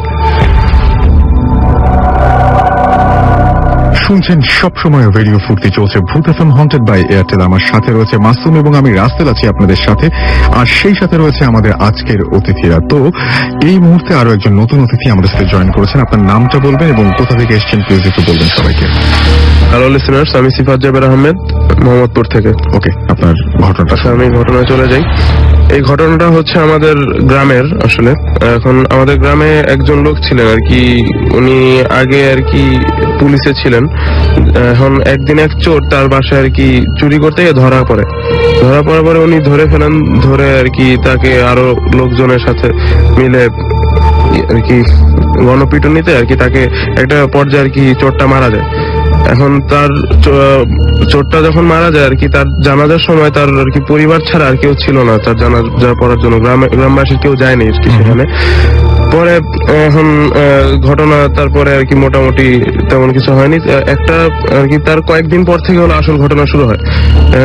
সেটা হচ্ছে চোরটা আর কি যে লোকটা আর কি চোরটাকে ধরেছিল, উনি রাতের বেলা স্বপ্ন দেখা শুরু করেন যে আর কি সেই লোকটা এসে যাকে মেরে ফেলা হয়েছে, উনি এসে বলছে যে তুই আমাকে যেভাবে মেরেছিস আমিও তোকে সেভাবেই মারবো। এখন সে ফার্স্টে আর কি ব্যাপারটা তেমন একটা পাত্তা দেয়নি। এখন তারপরে তিনি দেখলেন যে তার আর কি রেগুলারই এই স্বপ্নটা দেখছেন আর কি, যে একই স্বপ্ন একদম। পরে তিনি আর কি তার ফ্যামিলির সাথে ব্যাপারটা শেয়ার করেন। তার ফ্যামিলির আর কি সবাই বললো যে না, এটা তেমন কিছু না, যে এটা আর কি বেশি কিছু না আর কি। পরে একদিন উনি যখন আর কি উনি একটা বিজনেস করতেন, যখন আর কি তিনি সকালে বের হয়েছেন কিন্তু আর কি আর রাতে ফিরছিলেন না বাসায়। পরে আর কি সবাই খোঁজা টোজা শুরু করে দিল তাকে। পরে তার ছোট ভাই যখন আর কি তাদের বাড়ির পেছনে পুকুরের সামনেতে যাচ্ছিল, তখন আর কি উনি দেখলেন যে একটা কি যেন ভেসে আছে। পরে তিনি লাইট মেরে দেখলেন যে আর কি তারই ভাই আর কি সেখানে ভেসে আছে এবং আর কি তার গায়ে অসংখ্য আঘাতের চিহ্ন ছিল। ওকে, এই হচ্ছে আপনার ঘটনা। আপনাকে অনেক অনেক ধন্যবাদ এবং আশা করছি যে আপনাদের সবার ঘটনাটি ভালো লেগেছে। আমি আরো একবার বলছি, যারা আমাদের ইমেল পাঠাতে চান তারা ইমেল অ্যাড্রেসটি লিখে ফেলুন bhootfm@radiofurti.fm, আর সেই সাথে আমাদের যারা SMS পাঠাতে চান তারা লিখুন ফুর্তি, FORTI ফুর্তি, স্পেস দিয়ে আপনার নাম, স্পেস দিয়ে আপনার মেসেজ পাঠিয়ে দিন 940 নাম্বার। আচ্ছা, প্রত্যেক এপিসোডে মাসুম একটা ঘটনা বললে কেমন হয়? আচ্ছা, মাসুম মাথা নাড়ছে, সুতরাং সে বলবে না। সো আপনারা যদি বলেন তাহলে হয়তো বলতেও পারে, তাই আবার বলছে যে আপনারা যদি বলেন তাহলে বলতেও পারে হয়তো। এনিওয়েজ, আমরা চলে যাচ্ছি আমাদের পরবর্তী ঘটনায় এবং আমাদের পরবর্তী অতিথির কাছে। হ্যালো লিসনার্স, আমি রক্তিম বলছি, আমি এসেছি ইস্কাটন থেকে। আমি যে ঘটনা আজকে শেয়ার করবো সেই ঘটনা আমার এবং আমার বড় ভাইয়ের ঘটনা, একসাথে এক্সপিরিয়েন্স আমরা করেছি। তো আমার বড় ভাইয়ের বাসা রাজারবাগে। আমার বড় ভাই তখন তার বোনের গায়ে হলুদ ছিল, তখন আমি ফার্স্ট তাদের বাসায় যাই। এখন ভাই থাকলে যা হয় আমরা সবাই মজা টজা করি। তারপর গায়ে হলুদের পর ঠিক রাত 12টার সময় আমরা তার বাসার গলির মুখে একটা টি স্টল ছিল, এখন সেখানে গিয়ে আমরা চা খাই, গল্প করি, তারপর ওইখানে গল্প করার পর হঠাৎ করে আমার বড় ভাই বলে ওঠে যে দেখ রক্তিম, আমি একটু আসতেছি, তুই জাস্ট আমি তোকে একটা সেলফোন দিয়ে যাই, আমি তোকে ফোন দিলে তুই ওই জায়গাটা চলে আসবি। তারপর আমার ভাই চলে যায়, তারপর টি স্টলে যে ছিল তার সাথে আমি গল্প করি। হঠাৎ 30 মিনিট পর সে আমাকে ফোন দেয় যে তুই আস্তে আস্তে আসে পড় এক জায়গায়। তারপর আমি ওই জায়গায় যাই, জায়গাটার নাম আমি বলবো না, সরি। ওই জায়গায় যাওয়ার পর সে আমাকে একটা রাস্তা স্লোপে দাঁড়া করে। সেই জায়গাটার এখানে একটা ছিল ঠাকুরদালানের পিছনে একটা ছিল গাছ, সেই গাছটা হলো গিয়ে করই গাছ। এখন সে আমাকে করই গাছের দিকে আঙ্গুল লক্ষ্য করে বলে যে তুই ওদিক তাকিয়ে থাক এবং দেখবি, কিন্তু কিছু আওয়াজ করবি না। আমি জাস্ট তাকিয়ে থাকি যে কি আর হবে। তখন সাথে সাথে কিছুক্ষণ পর দেখলাম একটা মেয়ে, সে মেয়েটি সাদা শাড়ি পরা, সে গাছের ডালে বসে আছে সে। তখন আমার ভাই বলে যে ঠিক আছে, তখন আমিও ভয় পাই, আমার ভাইও ভয় পায়। তখন আমার ভাই আমাকে ভয় না দেখানোর জন্য, ঠিক আছে এটা কিছু না, তুই চলে আয়। এখন আমরা হঠাৎ একটু তাড়াতাড়ি করে আমরা বাসায় চলে আসি। সেদিনকে আমি আর কিছুই বলি না। ওকে, সো আপনাকে অনেক ধন্যবাদ আপনার ঘটনার জন্য, এবং আশা করছি যে আপনাদের ঘটনা ভালো লেগেছে। আমরা চলে যাব আমাদের পরবর্তী সেগমেন্টে। সুতরাং এই সেগমেন্টের এখানেই আমাদের কি ব্রেক লাগবে মাসুম? আমাদের এখন মনে হয় ব্রেকের কোনো দরকার নেই। সুতরাং আমরা পরবর্তী সেগমেন্টে চলে যাচ্ছি, এবং পরবর্তী সেগমেন্ট যেটা, সেটা খুব ইন্টারেস্টিং একটা সেগমেন্ট। আমরা বলেছিলাম যে আমাদের রেডিও ফুর্তিতে আউটডোর ব্রডকাস্টার আছেন, এবং তিনি যেটা করেন সেটা হচ্ছে বিভিন্ন জায়গায় গিয়ে ঘটনা সংগ্রহ করছেন রিসেন্টলি, এবং তিনি পেয়েছেন একজন লাশের গাড়ি চালায় এরকম একজনের, যিনি একটা হসপিটালের লাশের গাড়ি চালান। আপনারা ঘটনাটি শুনলেই বুঝতে পারবেন। আমি চাইবো যে তিনি বেশ কিছু ঘটনা এরকম কালেক্ট করেছেন। আমি চাইবো যে আপনাদের কাছে যদি এরকম কোনো ঘটনা থাকে, এবং আপনারা যদি এরকম কারো ইন্টারভিউ নিতে চান, এবং সেটা যদি আসলে ইন্টারেস্টিং হয়, তাহলে সেই অডিও ক্লিপটি কিন্তু আমাদের কাছে পাঠিয়ে দিতে পারেন। অ্যাড্রেসটি কি? অ্যাড্রেসটা হচ্ছে bhoothfm@radiofurti.fm, which is BHOOTFM@radioforti.fm। কেমন হবে সেই অডিও ক্লিপটি? শুনুন।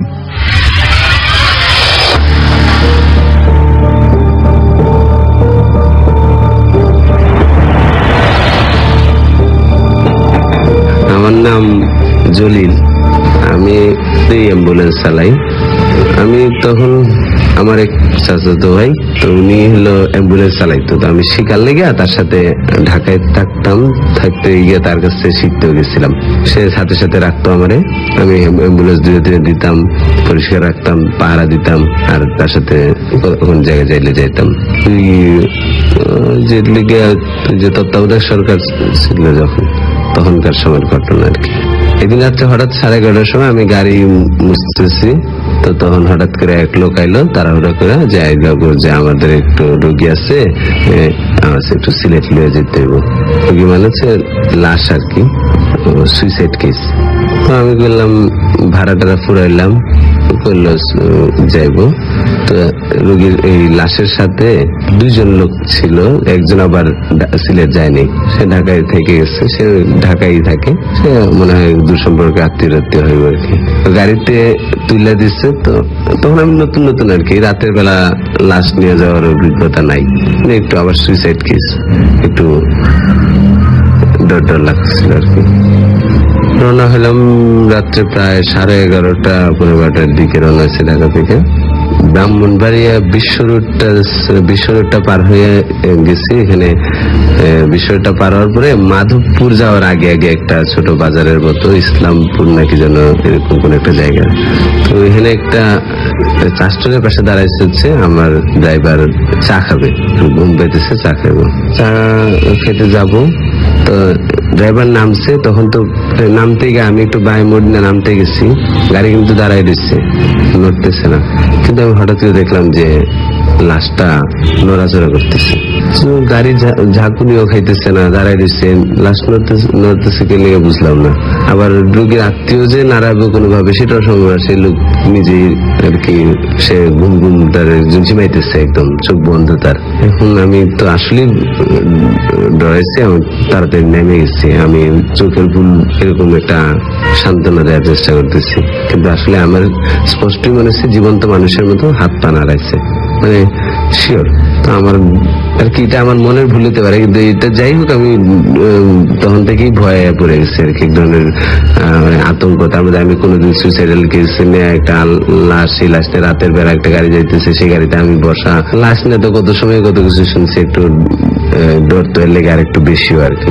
তো চাটা খায়া গাড়িতে ড্রাইভার সাহেব উঠলো, আমি ডর লয়ে গাড়িতে উঠলাম। গাড়ি রওনা দিল, তো মিনিট 5 করে হঠাৎ আমার মোবাইল বেঁচে উঠছে। আমি রিং করছে, তো কেউ মোবাইল নিলাম, নিয়ে দেখি উস্তাদের মানে আমার ওই যে স্বাস্থ্য ভাইয়ের ফোন। আমি বললাম মানে আমার ভাইজান আসলে তখন আর ওরকম ভাইজান ডাকা হয় না আর কি, উস্তাদি ডাকি। আগে ভাইজান ডাকতাম, কিন্তু এখানে আসলে উস্তাদ ডাকা অভ্যাস হয়ে গেছে আর কি ওরকম। তো বললাম, উস্তাদ আপনি মনে হয় পকেটে মোবাইল নিয়ে চাপ পড়ছে, আমার মোবাইলে কল আসছে। তো উস্তাদ একটা মুচকে হাসি দিল, দিয়া পকেট থেকে মোবাইল বের করে আমার হাতে দিল। না, বলতো বন্ধই একদম, এটা কেমনে সম্ভব? তো বললাম এটা কেমনে সম্ভব, এটা কি তাহলে ভুল করে আইলো? আবার হাসলো। তাই মোবাইল ফেরত দিয়ে দিলাম। মোবাইল হাতে ফেরত দিলাম কি আর কি, পাশে রাখছি, পাশে মাঝখানে রাখছি। তারপরে আবারই এলো, তো রিসিভ করলাম। তো এরা বললাম হ্যালো উস্তাদ, হ্যালো। তো ওই পাশ থেকে উস্তাদের গলা, আমার পাশে উস্তাদ বসা, ওই পাশে উস্তাদের গলা। আমি একটু ভেবা চা খেয়ে গেলাম। আমি বললাম হ্যালো, আবার কইলাম। হ্যালো, এই তোমরা কই? আমি বললাম আমরা তো কই মানে আমরা তো যাইতেছি। তোমরা গাড়ি লয়ে গেছো গা, আমার রেখে গেছো গা, গাড়ি নিয়ে কেমনে গেছো, কই গেছো? অন্য কেউ নিছে? আমি বললাম না, আমি তো গাড়ি দিব, আমার পাশে তো আমি বুঝলাম না আসলে কে। ফোনের আমি তাড়াতাড়ি ফোনটা কেটে দিলাম ভয়। ফোনের অপর পাশে যদি অপর দিকে যদি ওস্তাদ থাকে, দিলে আমার পাশে কে? তো আমি এমনিতে আগে দেখছি হচ্ছে লাশ নড়তেছে, টাইম মেরা গাড়িতে। এখন উস্তাদ গাড়ি চালাইতেছে, আবার উস্তাদ ফোন দিছে, উস্তাদ আবার উস্তাদের ফোনও আমার কাছে। তাহলে উস্তাদের ডিঙে এলো করতে গা। আমি আসলে তখন আমার অবস্থা, আমি ঘামতেছি, বাতাসে যাতে, কিন্তু আমি ঘামতেছি পুরাই। তো কিছু দূর যাওয়ার পরে হঠাৎ ড্রাইভার বললো যে আমার বর্ডার শেষ, এখন অন্য আরেকজন নিয়ে যাবো। আমি কত কথা আগামো কিছুই বুঝলাম না। আমি আবার আটচুরি যে বাকে পিছিয়ে চাইলাম, যে আমার ওই যে লাশের যে সাথে আইছে ওই লোক কি করে বুঝতেছি না, সেই লোক দেখে জিমাইতেছে। তারপর আরো কিছু দূর যাওয়ার পরে সে নেমে গেল গাড়ি থেকে, বললো তার হঠাৎ করে নেমে গেল গাড়ি থেকে। যাওয়ার সময় বললো যে আমার রাস্তা শেষ, এখন অন্য আরেকজন ড্রাইভার নিব, আমার দায়িত্ব শেষ, আমার বর্ডার এখানে এক নতুন বর্ডার। আমি কিছুই বুঝলাম না, কিসের বর্ডার, কিসের নতুন রাস্তা। হঠাৎ দেখি আবার গাড়ি তুটলো, তো উস্তাদি। তো আমি তো উস্তাদ দেখেন আগের উস্তাদ নাকি কি লোক উঠলো কিনা, নাকি অন্য লোক উঠলো না কি, আমি তো কিছু বুঝতেছি না। আমি আর কথা কোয়ারও সাহস হারাইলেছি। আমি দর করে ঘামতেছি, গাড়ি আবার চলতেছে। তো হঠাৎ দেখিলে একটু কি হয়েছে, আলো ফুটে রয়েছে, আলো ফুটছে, গাড়িতে কেউ নেই, গাড়ি ব্রেক হয়ে দাঁড়িয়ে রয়েছে পাশে। তো এতক্ষণ ধরে চললো গাড়ি, চলে পুষলো না, দিনের আলো ফুটে গেলে গিয়া ঘটনা কি। তা আমি দিনের আলো দেখে একটু সাহস পেলাম, নামলাম, নেমে একটু আশেপাশে চাইলাম। হঠাৎ দিকে দূর থেকে উস্তাদ আইতেছে, উস্তাদ দুই দিক থেকে এসেছে, তো পেরা পেস খেয়ে গেছে। উস্তাদ আইলো, এক হলো যে তোমরা কই গেছিলা? আমি 2-3 ঘন্টা ধরে গাড়ি খুঁজতেছি অন্ধকারে, এখন আলো ফুটছে। হঠাৎ দিকে এই দিক থেকে লোক আইসে, বুঝছে দূরে একটা অ্যাম্বুলেন্স খারাপ দেখছে। আমি হাঁটা শুরু করলাম, তো তোমরা কই গেছিলা? তো তারপর আমি পুরা ঘটনা দ্বারা খুলে গেলাম। এর লিগে আমার একটা মানে হেল্পারের যখন আসলাম, তখন হচ্ছে এই ঘটনাটা আমি নিজেই দেখছি। এই পুরা 3 ঘন্টা 3.5 ঘন্টায় গাড়ি 1 কিলোমিটারও গেছে না। এই রহস্য আসলে এখনো বুঝতে পারি না, এবং আমি এখনো সুইসাইডাল কেস হইলে আমি যত ভাড়াই দেখ আমি গাড়ি চালাই না। আর একটা ঘটনা ঘটছে, আমি ড্রাইভার হইবার পরে, ড্রাইভার হয়েছে আমি 2 বছরের মতো হয়েছে। আর এটা ঘটনাটা ঘটছিল গত বছরের শুরুর দিকে। তো এটাই লেগে আমি রাত্রেবেলা অ্যাম্বুলেন্স নিয়ে দাঁড়িয়ে রয়েছি, চা খেতেছি। তখন রাত্রে এক লোক আগে যাই বলে সে কই, কুমিল্লার নবীনগর। আমি বললাম ভাড়াটা ফুরাইলাম, পুরো বিকালের দিকে তো 4টা-5টা বাজে, তো 5-6 ঘন্টার মধ্যে পৌঁছে, নর্মালি গেলেও পৌঁছে যাওয়ার কথা আর কি। তো আমি রোগীর লাশ লয়ে এলো, আত্মীয় গাড়িতে উঠাইলো, আমরা রওনা দিলাম। তো রওনা দেওয়ার পর সাদাটা যে মেঘনা পার হইয়া, এটা গৌরীপুরের একটু আগে আর কি, ওই জায়গায় হঠাৎ করে গাড়ির চাকা পাংচার। এখন আমি যে আরেকটা চাকা লাগাই সেটারও সুযোগ আসছিল না, কারণ 2-3 দিন আগে চাকা পাংচার হয়ে গেছে। আমি আরো তো খেয়াল করে চাকা ঠিক করে রাখিনি আর কি। এখন তো বিপদ, রাতের বেলা চারপাশে আশেপাশে কিছু আসছে বলে মনে হলো না। আমি রোগীর আত্মীয় স্বজনরে কইলাম, আপনারা একটু থাকেন, আমি লয়ে যাই, ঠিক করে আনি। তারপর লিগে আমি এই যে একটা রাস্তার পারে একটা গাড়িতে উঠলাম, গাড়িতে উঠা এই মেঘনা পার হয়ে পারে একটা বাজারে একটা দোকানে গিয়ে চাকাটা ঠিকঠাক করে আবার গেলাম। মাঝখানে প্রায় 1.5 ঘন্টার বেশি লাগছে। তারপর রওনা দিলাম ওইখান থেকে। তো রওনা দেওয়ার পরে ওই কুমিল্লার আগে, কুমিল্লা ক্যান্টনমেন্টের আরো অনেক আগে এই একটা জায়গাতে হঠাৎ দেখলাম হইলো যে রাতের বেলা এরকম করে সামনে একটা সাদা লোক, সাদা কাপড় চোপড় পরে, অন্ধকারও দেখা যায় আর কি, একটু দুয়াটে ভাব আছে। বছরের শুরুর দিকে তো ওই শীতকাল ছিল, তো ভাবলাম ঠান্ডা, আর এই জন্য কুয়াশার জন্য হয়তো দূর থেকে দেখে খেয়াল করি নাই, আর লোকটা হয়তো যে সাদা চাদর টাদর পরে রয়েছে, নর্মাল লাগছে আর কি। তো আমি কোনো মতো সাইড কেটে সামনে গেলাম। একটু দূরে যেতে আবার হঠাৎ করে আমি আগেও দেখিনি, পরেও দিন হঠাৎ করে গাড়ির সামনে লোকটা, আমি তাড়াতাড়ি কোনো মধ্যে সাইড করতে গেছি, রাম করে গাছে বাড়ি খেয়েছি। রোগীও ব্যথা, রোগীর লাশের আত্মীয় স্বজনও ব্যথা পাইছে, আমারও পায়ে ব্যথা পাইছে। আমি পায়ে আমার নিচের হাড্ডি একটা ফাইটে গেছিল, ভেঙে গেছিল আর কি। 2 মাসের মতো আমি হাসপাতালে ভর্তি ছিলাম, ব্যান্ডেজ করা ছিল, মানে প্লাস্টার করা ছিল অনেকদিন। তো পরে আমি অনেকটা জিজ্ঞাসি যে কি সে ঘটনাটা। প্রায় আমি 2 মাসের মতো হাসপাতালে ভর্তি ছিলাম। পরে আস্তে আস্তে ঠিক হয়েছে, অনেকদিন প্লাস্টার করা ছিল, পরে একবার প্লাস্টার বদলাইছিও। আল্লাহর মতে এখন আবার আমি অ্যাম্বুলেন্স চালাইতে পারি। আমি এখন ওই যে অনেকের সাথে এটা গল্প করছি, পরে এটা কি হলো, এটা কি মনের ভুল না কি, আমি তো স্পষ্ট দেখলাম। আমি এখনো দুঃস্বপ্নের মতো দেখি, এখনো সামনে পাইছে ওটা, এটা আমার। তো আমার অনেক ড্রাইভারই করলো যে এটা দুঃস্বপ্ন না, এটা অনেকেই দেখছে এবং ওই জায়গার আশেপাশেই দেখছে।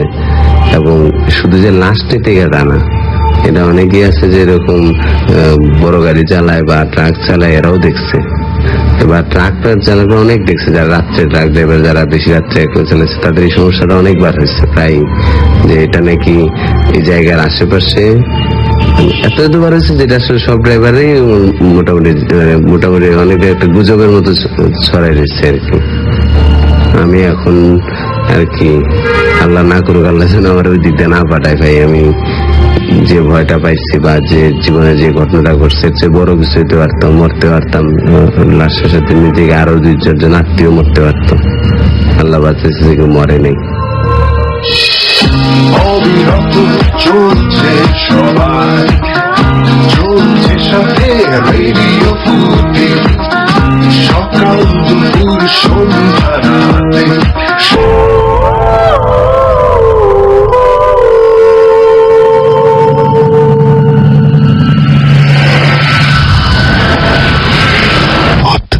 FM, haunted by Airtel.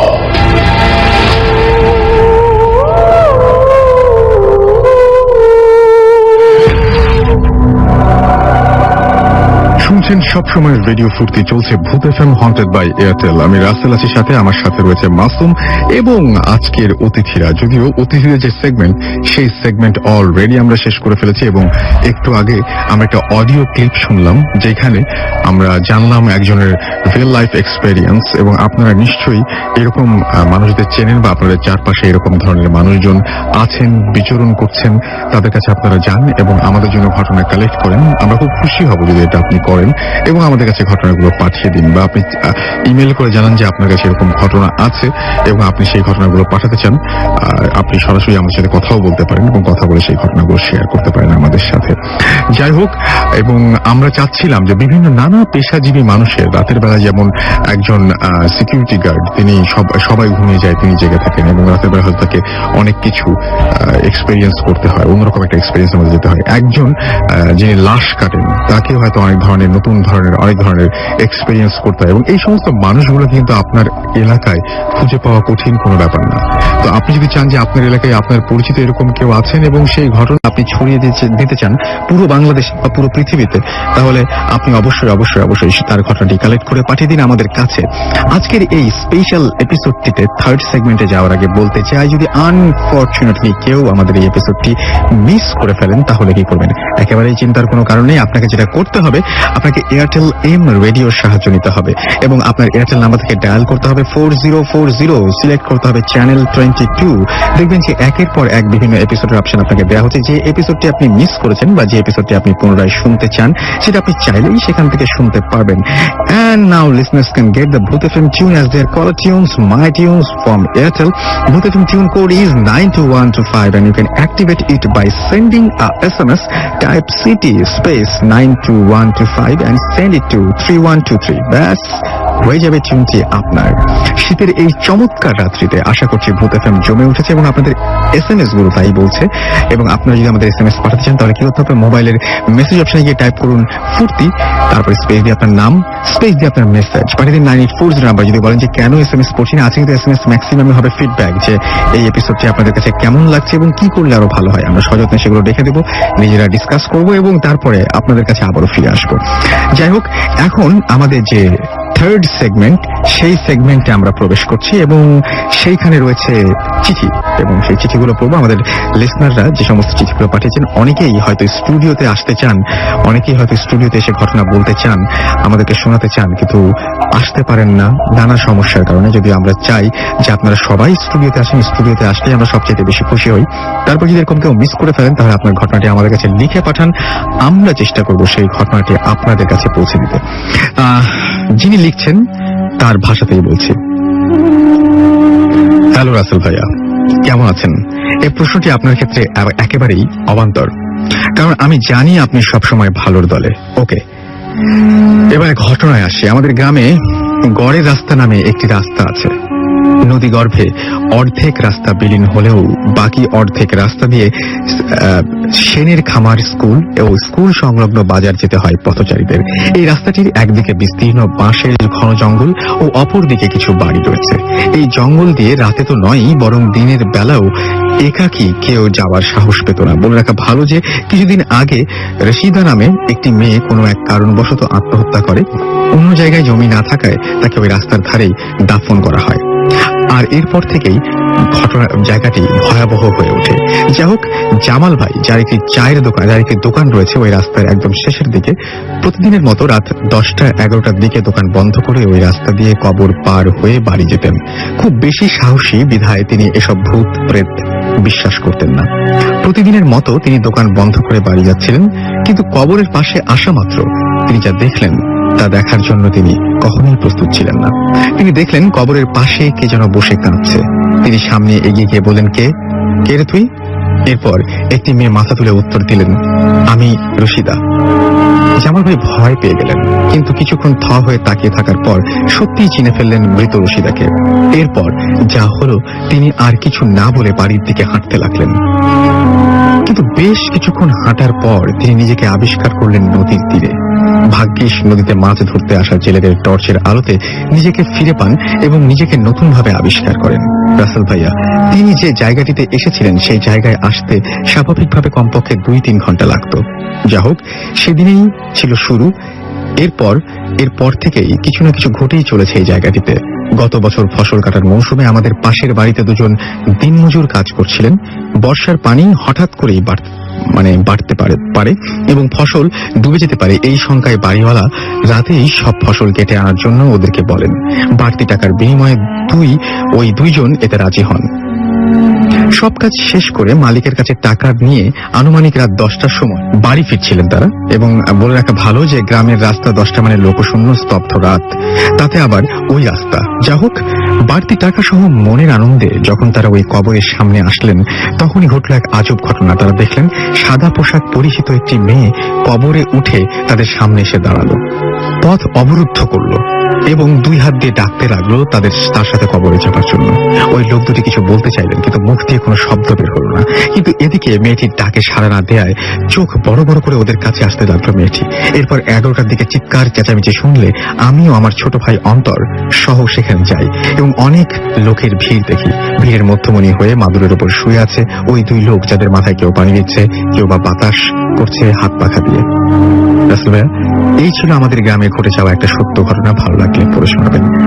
ইতি JI Masum, electronics technology, Kurigram polytechnic institute, Kurigram.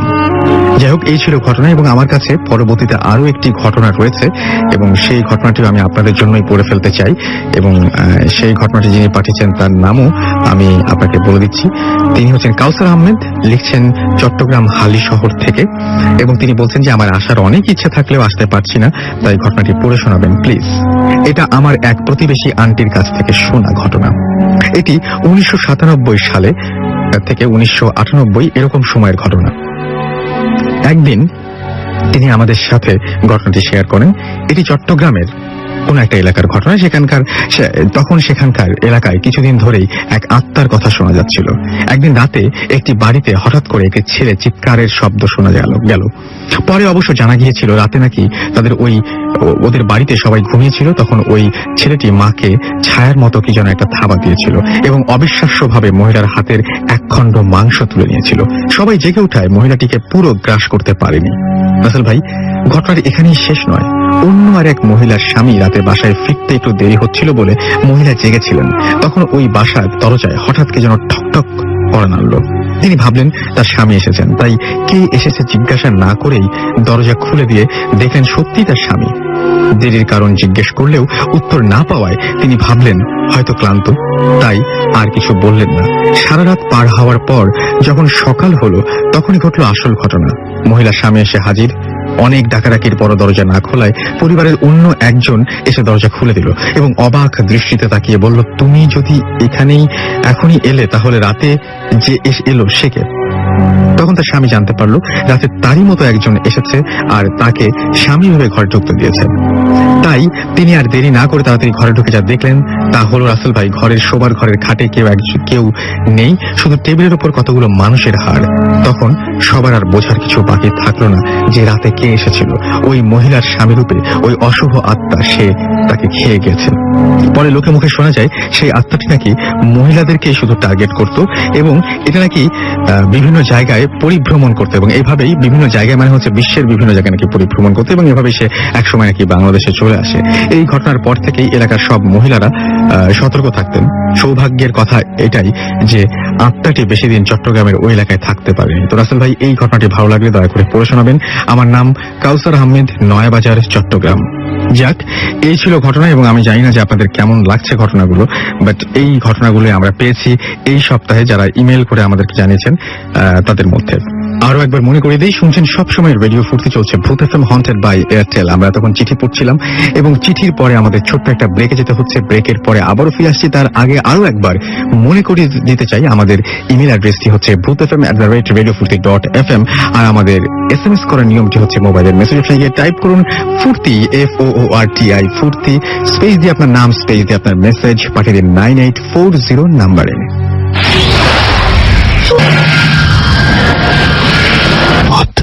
FM haunted by Airtel.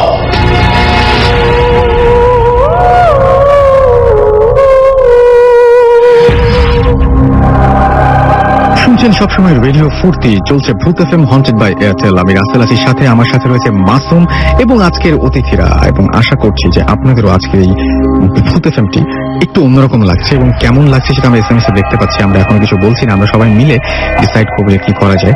এবং আমি জানি অনেকেই প্রশংসা করছেন, কারো কারো মনে হচ্ছে যে আগেরটাই ভালো ছিল, আগে আমরা যেভাবে করেছি। দেখা যাক নেক্সট উইকে আমরা কিভাবে ফিরে আসি। আমি যেটা বলবো সেটা হচ্ছে অবশ্যই আপনাদের আরেকটু সতর্ক হতে হবে ঘটনা লেখায়। আমি দেখেছি অনেকেই এরকম যে অনেকেই একটা ঘটনা বলে গেছেন, সেই ঘটনাটি আরেকজন পাঠিয়ে দিচ্ছেন। তো এরকম যেন না হয়, এবং আমরা চাই যে আপনাদের কাছ থেকে আসলে আরো ভালো ঘটনা চাই, আরো বেশি আনন্দ দিতে চাই। আমরা তো আপনাদের ঘটনাগুলোকে আমরা নতুন করে রং চড়িয়ে উপস্থাপন করতে পারি না, সেই অধিকার বা সেই ইচ্ছা কোনোটাই আমাদের নেই। আর সেই সাথে আপনাদের সেই জন্য জানিয়ে দিতে চাই যে আপনারা যেটা পাঠাচ্ছেন সেভাবে আমরা ঘটনাগুলো উপস্থাপন করছি। সো আপনারা যদি ভালো ঘটনা পাঠান, ডেফিনেটলি সেই ঘটনাগুলো আপনাদের জন্য অনেক বেশি ভয়ঙ্কর হয়ে উঠবে, অনেক বেশি আনন্দের হয়ে উঠবে। চলে যাচ্ছি আমাদের সর্বশেষ সেগমেন্টে, আর এটা 4th সেগমেন্ট, এবং এই সেগমেন্টে আমরা পরপর 2টি আমাদের অডিও ক্লিপ আপনাদের জন্য শোনাবো, এবং যে 2টি অডিও ক্লিপ আমাদেরই লিসেনাররা পাঠিয়েছেন আমাদের কাছে, এবং এই 2টি অডিও ক্লিপ আপনারা এনজয় করুন। আশা করছি আপনাদের অনেক অনেক অনেক বেশি ভালো লাগবে। হ্যালো লিসেনার্স, আমি মুশফিকুর রহমান প্রীতম গৌরীপুর ময়মনসিংহ থেকে আপনাদের জন্য এই ঘটনাটি শেয়ার করছি। আজকে আপনাদের সাথে যে ঘটনাটি শেয়ার করবো সেটি আমার এক ফ্রেন্ড এর কাছ থেকে শোনা। ফ্রেন্ডের নাম হচ্ছে এনামুল হক। সে আমাদের গৌরীপুরে থাকে এবং আমার খুব ক্লোজ ফ্রেন্ড। ঘটনাটি তার বাসা কেন্দ্রিক, তার ঘটনায় বিভিন্ন ধরনের ওয়ার্ড জিনিস হয়। তো আমি সরাসরি ঘটনায় চলে যাচ্ছি। ঘটনাটি হচ্ছে তাদের বাসা কেন্দ্রিক। ঘটনা শুরু হচ্ছে আজ থেকে অনেক বছর আগে, এবং ঘটনাটি এখনো তাদের বাসার লোকজনের সাথে বিভিন্ন ধরনের ঘটনা হয়। ঘটনাটা শুরু হয়েছে তারা যখন গৌরীপুরে এসে প্রথম বাসা তৈরি করে। তাদের বাসা আগে গৌরীপুর ছিল না, তারা আগে সপরিবারে সৌদি আরব থাকতো। তো তাদের গৌরীপুরে এসে বাসা করার পরে তারা যেখানে বাসাটা তৈরি করে সেখানে একটি শ্মশান ছিল, প্লাস সেখানে একটি কুয়া আছে। কুয়া বলতে আমরা যা বলছি আর কি, আমাদের স্থানীয় ভাষায় এখানে এটাকে ইন্দিরা বলা হয়। তো সেই ইন্দিরার একটি বিশেষত্ব আছে, তার পাশে একটি চার কোনা একদম টোটাল স্কোয়ার শেপের একটা পাথর ছিল, যে পাথরটা অল টাইম ভেজা থাকতো, মানে 24 আওয়ার্স পাথরটা ভেজা থাকতো। প্লাস পাথরটা এমন একটা গুণ ছিল যে পাথরটা তো সবসময় ভেজা থাকতোই, আর পাথরটা দিকে যদি তাকানো যেত তাহলে মেয়ের চেহারা দেখা যেত, এতটা পরিমাণ ক্লিয়ার ছিল, লাইক মিররের মতো ছিল, আয়নার মতো। তো তারা যখন এসে বাসা তৈরি করে তখন তাদের ফ্যামিলি মেম্বাররা, মানে এনামুলের ফ্যামিলি মেম্বাররা এনামুলের বাবাকে বলে যে দেখো, বাসাতে তৈরি করছো, আমাদের অ্যাটাচ বাথরুম লাগবে, কারণ রাতের বেলা বের হয়ে যাওয়া সম্ভব না, আমাদের বাসার সাথে ঘরের সাথে অ্যাটাচ বাথরুম করে দাও। তো সেই অনুযায়ী কাজ করা হলো, অ্যাটাচ বাথরুম তৈরি করে দিলেন। তৈরি করে দেওয়ার পরে বাথরুমটা ঠিকই তৈরি করছে, বাথরুম প্লাস টয়লেট, বাট বাথরুমের টয়লেটে যে পয় নিষ্কাশন ব্যবস্থা, মিনস আবর্জনা যে কোথায় যাবে সেটা এখনো ঠিক করা হয়নি। তো আবর্জনা যাওয়ার জন্য একটা জায়গা তৈরি করার দরকার। কেন বলে বাবা চিন্তা করলেন এই ইন্দিরাটাকে বন্ধ করে এখানে আবর্জনাগুলো যদি পাঠিয়ে দেওয়া যায় নলের সাহায্যে, পাইপের সাহায্যে। তো যে কথা সেই কাজ, তিনি এটা মনস্থির করলেন যে এটা করে ফেলবেন। এবং সেদিন রাতেই তাকে স্বপ্ন দেখানো হয় যে তুমি এই কাজটা করো না। কিন্তু এনামুল বাবা সৌদি আরব থাকতেন, এসব খুব একটা বিশ্বাস করতেন না, সামথিং লাইক দ্যাট। তো তিনি পরের দিন তার যেটা চিন্তা করলেন সেই অনুযায়ী কাজ করার জন্য তিনি একজন মিস্ত্রিকে ডেকে আনলেন। রাজমিস্ত্রি এসে প্রথমে সাইড দিয়ে কয়েকটি ইট দিল। ইট দিয়ে তো পরের দিন এটাকে চিন্তা করলো যে একদম টোটালি বন্ধ করে দিবে, উপর দিয়ে ইট দিয়ে এটাকে বন্ধ করে দিবে। তো সেদিন সন্ধ্যা হয়ে যাওয়ার কারণে বেশি কাজ করতে পারেনি, সাইড দিয়ে কয়েকটা ইট দেওয়া হয়েছে এই পর্যন্তই। তারপর তারা চলে যাওয়ার পর সেদিন রাতে রাজমিস্ত্রি স্বপ্নে দেখলেন যে তাকে কেউ বলছে, দেখ যে পরিমাণ কোর্সেস তো করতেছি, এভাবেই বলছিল যে দেখ যে পরিমাণ কোর্সেস তো করতেছি আর করিস না, তাহলে তুই তো থাকবিই না, আরো যে এই সিদ্ধান্তটা নিছে ওদের ফ্যামিলিতে কোনো মুরব্বী বাঁচবে না। তো রাজমিস্ত্রি এসব আমলে নেয়নি, কারণ তার টাকা পাওয়া নিয়ে কথা, সে দিন আনে দিন খায়। সে এনামুলের বাবাকে বললো ঘটনাটা, কিন্তু এনামুল বাবা খুব একটা পাত্তা দিল না। যাই হোক, সে পরের দিনও এসে আবার আরেকটু কাজ করে সে যখন বাসায় যাওয়ার পরের দিন সকালবেলা তাকে আর খুঁজে পাওয়া যায় না। সে যে কোথায় লাপাত্তা হয়ে যায় তা কেউ খুঁজে পায় না। তার এনামুলের বাবা তাও মানে কাজ অন্য মিস্ত্রিকে দিয়ে করানোর পর যখন কাজ কমপ্লিট হলো, ইন্দিরাটা বন্ধ করে দেওয়া হলো টোটালি। বাথরুমের টয়লেটের আবর্জনাগুলো সেখানে পাঠিয়ে দেওয়ার ব্যবস্থা করা হলো। তারপর থেকেই শুরু হলো ঘটনা। তাদের এনামুলের বড় জ্যাঠা মারা গেলেন, তারপর এনামুলের বাবা মারা গেলেন এবং তারপরে এনামুলের কাকাও মারা গেলেন। সেই স্বপ্নের মতো স্বপ্নে যখন বলা হয়েছিল যে কাজটা করো না, তোমাদের বাড়ির কোনো মুরব্বী বাঁচবে না, তারপরে তিনি কাজটা করেছিলেন। আর এর জন্য তাদের বাড়িতে কোনো মুরব্বী ছিল না, তাদের বাড়িতে মুরব্বী যারা ছিলেন তারা তিনজনই মারা গেলেন। যাই হোক, ঘটনাটা এখানেই শেষ হতে পারতো, কিন্তু ঘটনাটা এখানেই শেষ নয়। এখন তাদের বাসার সাথে উইয়ার্ড ঘটনা হয়, যেমন এনামুলের মা যদি রান্না করতে থাকে বা একা একা থাকে, তখন এনামুলের মা শুনে যে এনামুল তাকে ডাকছে, আন্টিকে ডাকছে যে আম্মু দেখো আমাকে কে যেন মেরে ফেলছে, আমাকে বাঁচাও, আমাকে বাঁচাও। এভাবে 3-4 বার ডাক দেয়, কিন্তু কাউকে দেখতে পান না এনামুলের মা। এনামুলের মানে আমাদের আন্টির ঘর থেকে আমাদের ফ্রেন্ডের ঘরটার দূরত্ব বেশ খানিকটা। সেখান থেকে এত মানে আন্টির বর্ণনা অনুযায়ী এত কাছ থেকে বলে ঘটনাটা, মানে এত কাছ থেকে ডাক দেয় এনামুল যে কানের কাছ থেকে ডাক দিতেছে। তো এই জন্য আর কি এটা কোনোভাবে তো সম্ভব না। তারপরে ইভেন এনামুলকে আন্টি জিজ্ঞাসাও করছে যে কি ব্যাপার, তুই কি আমাকে ডাক দিছিলি? এনামুল বললো না তো, কোথায় আমি ডাক দিলাম। আন্টি বললো কি ব্যাপার, তাহলে আমি যে স্পষ্ট শুনলাম আমার কানের কাছে কেউ, তুই এসে ডাকছিস? বলবো না তো মা, আমি তোরকম কিছু করিনি। আরো কিছু ঘটনা আছে, সেগুলো সময় পেলে এক সময় বলবো। তো আসলে এই ছিল আমার ঘটনা। হ্যালো লিসনার্স, আমি সারা, আমি মালয়েশিয়া থেকে রেকর্ডিং পাঠাচ্ছি। আমরা এখানে বিশাল গ্রুপ ভূত এফএম শুনি ইন্টারনেটে। তো আমি একটা আমাদের স্টোরি শেয়ার করতে চাচ্ছি। এটা আমার ফ্রেন্ড মারিয়া, ওর ভাইয়ের কাহিনী, এন্ড ও বেসিক্যালি তানজানিয়ান। তো যা হয়, ওর যে ভাইটা ও খুব মেয়ে ঘোরাতে পছন্দ করে, এই মেয়ে সেই মেয়ে এরকম করে তার চলে। তো মেয়েরাও খুব ভালো পটে ওকে দিয়ে। তো একদিন কি হয়, এরকম একদিন একটা রেস্টুরেন্টে বসে ও একলাই ও টাইম স্পেন্ড করতেছিল, তখন একটা মেয়ের দিকে তার চোখ পড়ে। এটা সুন্দরী, মেয়েটাও ওর দিকে তাকালো। ছেলেটা, ওর ভাইটা একটু চার্মিং, তো এটা খুব তাকালো অনেকক্ষণ, দুজনের চোখাচোখি হচ্ছে। তো মেয়েটা এসে ওর চেয়ারে বসলো, বসে বললো, আমি তোমাকে চিনি, আমি তোমার ছোটবেলার বন্ধুর বোন। ছেলেটা আরো মনে করলো হ্যাঁ আসলে, এই ওদের গল্প শুরু হলো। যা হয় আর কি, ওরা আবার মিট করে। মিট করার পর একটা দেখা অনেকগুলা দেখাতে টার্ন করে। আস্তে আস্তে ওরা দুজন প্রেমে পড়ে ওরা একটা সম্পর্কে যায়। তো ছেলেটার যে অভ্যাস ছিল, সে একটা মেয়ের সাথে বেশি দিন থাকতো না। ও ম্যাক্সিমাম হয়তো 1 সপ্তাহ একটা মেয়ের সাথে সে থাকতো। কিন্তু এই মেয়েটার সাথে তার রিলেশনশিপটা অনেক সুন্দরভাবে গ্রো করলো। মেয়েটার সাথে অনেক দিন ওর রিলেশনশিপ হয়, অনেক দিন, আবার 1 বছর না, 1 মাস। তো এরকম ওরা অনেক ঘোরাফেরা করে, খেতে যায়, অনেক হ্যাং আউট হয়। এন্ড বাইরে যেহেতু মানে কোনো ম্যাটারই করে না, ওরা বলতে গেলে সারাটা দিনই দুজনের সাথে থাকতো। তো ছেলেটা মেয়েটাকে বলছে, দেখো আমি কখনো একটা সম্পর্কে এত জড়িয়ে যাই নাই, এন্ড আমি এটা আমার নিজের ব্যাপারে পছন্দ করতেছি না, কারণ আমি মনে হয় না কখনো বিয়ে করব তোমাকে, কারণ আমি এই জিনিসটাতে বিশ্বাস রাখি না। তো তুমি একটা ভালো মেয়ে, আমি তোমার মন ভাঙতে চাই না। তো মেয়েটা খুব অবাক হলো, কারণ ও ওকে ছাড়তে রাজি ছিল না। মেয়েটা ওকে প্রচন্ড রকম ভালোবাসতো। তো একদম মেয়েটা তো খুবই অবাক, কি ব্যাপার, ছেলেটা আমাকে ছেড়ে চলে যাবে, আমি ওকে ছাড়া কেমনে থাকবো। ছেলেটা একদম খুবই ডিটারমাইন্ড ছিল যে ওর সাথে আর থাকবে না। তো যাই হোক, ছেলেটা ওকে ভালো স্পষ্ট ভাবে বলে দিছে ওর সাথে আর থাকবে না। যা হয়, ছেলেটা আসলে ওকে ছেড়ে দেয়। তো মারিয়া আমাকে যে টাইমের কাহিনীটা বললো, তখন তানজানিয়ার মধ্যে ওরা মোবাইল ইউজ করতো না, এত একটা অ্যাফোর্ডেবল ছিল না ওদের জন্য মোবাইলটা। মোবাইলে ফোন টোন হয়তো হতো না।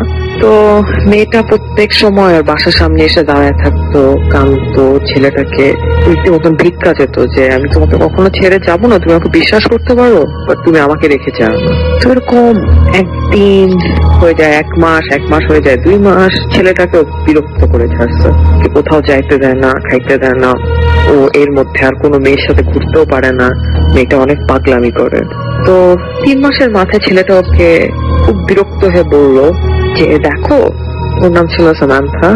দেখো সামান্থা, তুমি যদি এরকম করো আমি বাধ্য হবো তোমার ভাইয়ের কাছে যে বলার জন্য যে তুমি আমার পিছে পড়ে আসছো। তোমার ভাই এটা শুনে কিন্তু খুব খুশি হবে না। আমি খালি তোমাকে সম্মান করে বলি আমি তোমার ভাইয়ের কাছে যাচ্ছি না। মেয়েটা এটা শুনে ওর দিকে তাকায়, আর কিছু বললো না, না বলে সে চলে গেল। তো এখানেই মোটামুটি কাহিনী শেষ, সবকিছু ভালোই চলতেছিল। একদিন ওরা ঘুমায় আছে, ওর ভাই একলাই ঘুমায় রুমের মধ্যে, দেখে যে সামান্থার আওয়াজ ওকে ডাকতেছে, অনেকক্ষণ ধরে ডাকতেছে। একটু ঘুমের মধ্যে 3:30টার সময় কাহিনী এটা। বলতেছে তোমার মাথা খারাপ হয়ে গেছে, তুমি কেন আমাকে ডাকতেছো, সমস্যা কি? তাও সময় নেই ওকে ডাকতেছে। আমি ওর ভাইয়ের নামটা ভুলে গেছি, সামান্থা নামটা আমার ফ্রেন্ডের একটা নাম, so I can remember that. তো ভাইটা একটা পর্যায়ে উঠে বসলো, বসার পরে বলি তোমার সমস্যা কি? তখনও তার চোখ বন্ধ। তারপরে বলছে তোমার আমার কাছে আসতেই হবে, তুমি আমার কাছে চলে আসো। তারপরে ও চোখ খুলে বলছে বাইর হতো, এত রাতে আমাকে জ্বালাইতে এসো না। চোখ খুলে দেখে ওর ঠিক বিছনার সামনেই তার জানলা, সামান্থা বাইরে থেকে ওকে ডাকতেছে, তুমি আমার সাথে কেমনে এমনি করলা, তোমার আমার সাথে আজকে যেতেই হবে, তুমি শুধুই আমার, তোমার যেতেই হবে আমার সাথে। তখন ও হঠাৎ করে চিন্তা করলো সামান্থা আমার জানলার বাইরে কেমনে সম্ভব, কারণ আমার বাসা তো 3 তলায়, কোনোভাবে পসিবল না যে ওর সামনে আসবে। এটা মাথায় আসার সাথে সাথে সামান্থা করলো কি, ওকে টেনে গ্রিলের এখানে নিয়ে আসলো। কোন একটা হাওয়ার মতন ফোর্স এসে ওকে টেনে গ্রিলের এখানে নিয়ে ওকে একদম উপরে করে ফেললো। ও নিঃশ্বাস নিতে পারতেছিল না ঠিক মতন, ও মুখের কথা আটকায় গেছিল। তো ওরা অ্যাকচুয়ালি ক্যাথলিক এন্ড অসম্ভব, ওরা অনেক চার্চে যায়, অনেকগুলা ওদের খ্রিস্টানদের ক্যাথলিকদের যে দোয়া আছে ওরা অনেক কিছুই জানতো, এন্ড ও সমানে হতে থাকতো দোয়াগুলা। প্রায় 15 মিনিটের মতো, 15-20 মিনিট হয়ে গেছে, ওকে ছাড়ে না, ওকে আটকায় রাখছে, ওকে নিয়ে যাবে আজকে। তো পড়তে পড়তে পড়তে পড়তে ওকে ছাড়লো, যারা বলে বেশ উপরের থেকেই বলে ফ্লোরে পড়ছে, এন্ড ও ইনজিওর্ড অবস্থায় হামাগুড়ি খেয়ে দরজা খুলে চিল্লায় ওর মাকে ডাকছে। ডাকার পর ওর আম্মা আসলো, ভাই আসলো, এসে দেখে ও বেহুশের মতন অবস্থা, হাত পা পুরা ঠান্ডা। তারপরে ওকে নিয়ে তোরা কোনো মতে বিছনায় রাখলো, রেখে দেখে পিঠে গ্রিলের দাগ হয়ে গেল। পরের দিন অনেক জ্বর, 104-5 জ্বর। এর মধ্যে ডক্টর আসে, কোনোভাবে ঠিক হয় না, সবাইকে ডাকে, কোনোভাবে ঠিক হয় না। প্রায় 4-5 দিন হয়ে গেছে। তখন ওর মাকে এসে ভাঙ্গা ভয়েসে বললো যে ওর সাথে কি হয়েছে। ওর মা চার্চে থেকে একজন ওদের যে হয় পোপ, ওনাকে ডেকে আনলো, আনার পর উনি দোয়া পড়লো, ওদের যে হোলি ওয়াটার আছে ওটা দিল, ওদের একটা হোলি মনে হয় এয়ার আছে, ওটা পুরো বাসার মধ্যে দিল। তারপরে ও ছেলেটা বলে আস্তে আস্তে ঠিক হতে লাগলো, তাও ওর দাঁড়াতে কষ্ট হতো, বসতে কষ্ট হতো। 1 মাস পর ও ডিসিশন নেয়, ও খুবই বিরক্ত ছিল কাজটা নিয়ে। ওর ভাইয়ের বাসায় যায়, সামান্থার ভাইয়ের বাসায় যায়, খুঁজে বের করে, যে বললো অনেক দিনের পরে বন্ধুকে চিনতে পারলো, খুব খুশি ওরা। তো বলছে যে আমি আজকে তোমার বাসায় একটা বিশেষ কাজে আসছি, তোমার যে বোন সামান্থা ও তো আমাকে খুবই বিরক্ত করতেছে, আমি তোমাকে বলি নাই বাট আমরা ডেট করতেছিলাম এন্ড আমি ওর সাথে ছিলাম না, কিন্তু ও মনে হয় আমাকে ব্ল্যাক ম্যাজিক করছে, কারণ আফ্রিকাতে এগুলো একটু বেশি হয়। আমার সাথে এই হয়, ওকে দেখাইলো ওর সাথে কি হয়েছে, হাতে পায়ে চিহ্ন কাটা। তো বলতেছে তুমি ভুল করতেছো, সামান্থা এরকম করার কথা না। তো বন্ধুটা ওকে বললো, তুমি বলে কি আমি 100% শিওর সামান্থাই করছে, আমি তোমার বোনকে চিনি এন্ড আমাকে বলছে আমরা আগে কিভাবে খেলতাম। বলতে দেখো তুমি ভুল করতেছো, সামান্থার তো সব করার কথা না, কারণ সামান্থা এই দুনিয়াতে নাই, ও 95-এর দিকে মারা গেছে। ও বলে কি এটা কেমনে সম্ভব, আমরা দুইজন প্রায় 1 মাসের মতো ডেট করছি, আমার পিছে ছিল প্রায় আরো অনেক দিন ধরে, আমার পিছে আমি যেন ওর সাথে থাকি। তো ও মারিয়ার ভাই খুবই পাগলামি করলো, যে এটা হইতেই পারে না, অসম্ভব। তারপরে এক পর্যায়ে যে সামান্থার ভাই ওকে ওর কবরে নিয়ে গেল, নিয়ে বলে দেখো এই সামান্থা একেই তোর ফটোটা দেখাইলো, বলতো তুমি তো একেই ডেট করছিল। হ্যাঁ, ও শি ইজ ডেড নাও, ও আর নাই। তো এটা আমাকে মারিয়া লাস্ট ইয়ার বললো, সরি 2 বছর আগে মারিয়া আমাকে এই ঘটনাটা শেয়ার করলো। এন্ড ওর ভাইটা বেশ ইয়াং, এন্ড লাস্ট ইয়ার শুনলাম উনি মারা গেছে। সো আমরা অনেক কিছুই মিলাইতে পারলাম না। আমি জানি না, মেবি এটার সাথে এটা কোনো রিলেশন নাই, বাট ইট ওয়াজ ভেরি, আমার কাছে একটু স্পুকি, ভয়ঙ্কর লাগলো জিনিসটা। Anyways, enjoy the show, and আরো মনে হয় প্রোগ্রাম আছে। Thank you so much, good night. Alright, শুনছেন সবসময় রেডিও ফুর্তি, চলছে ভূত এফএম হন্টেড বাই এয়ারটেল। রাত কিন্তু বেড়েই চলেছে। আমি রাসেল এখনো আছি এবং আমার সাথে রয়েছে মাসুম। অতিথিরা কেউ নেই, বুঝতেই পারছেন যে অন্যরকম সেগমেন্ট চলছে, সেই কারণে অতিথিরা নেই। আরো একবার জানিয়ে দিই, আমাদের ইমেল অ্যাড্রেসটি bhuthfm@radiofurti.fm। আমাদের SMS করার নিয়মটা হচ্ছে ফুর্তি স্পেস দিয়ে আপনার নাম, স্পেস দিয়ে আপনার মেসেজ, আর পাঠিয়ে দিন 9840 নাম্বারে। আমরা একে একে সব মানে সেগমেন্টটি কিন্তু শেষ করে এসেছি। এখন আমাদের বিদায় নেবার পালা, এবং আমাদের আজকের যা ছিল আপনাদের কাছে শেয়ার করা, সেগুলো আমরা অলরেডি শেয়ার করে ফেলেছি, এবং আমরা অপেক্ষা করছি আমাদের নেক্সট উইকে আপনাদের পাঠানো ঘটনার জন্য। এবং আশা করছি যে নেক্সট উইকে যে ঘটনাগুলো থাকবে সেগুলো আপনাদের কাছ থেকে অনেক জমজমাট ঘটনা পাবো।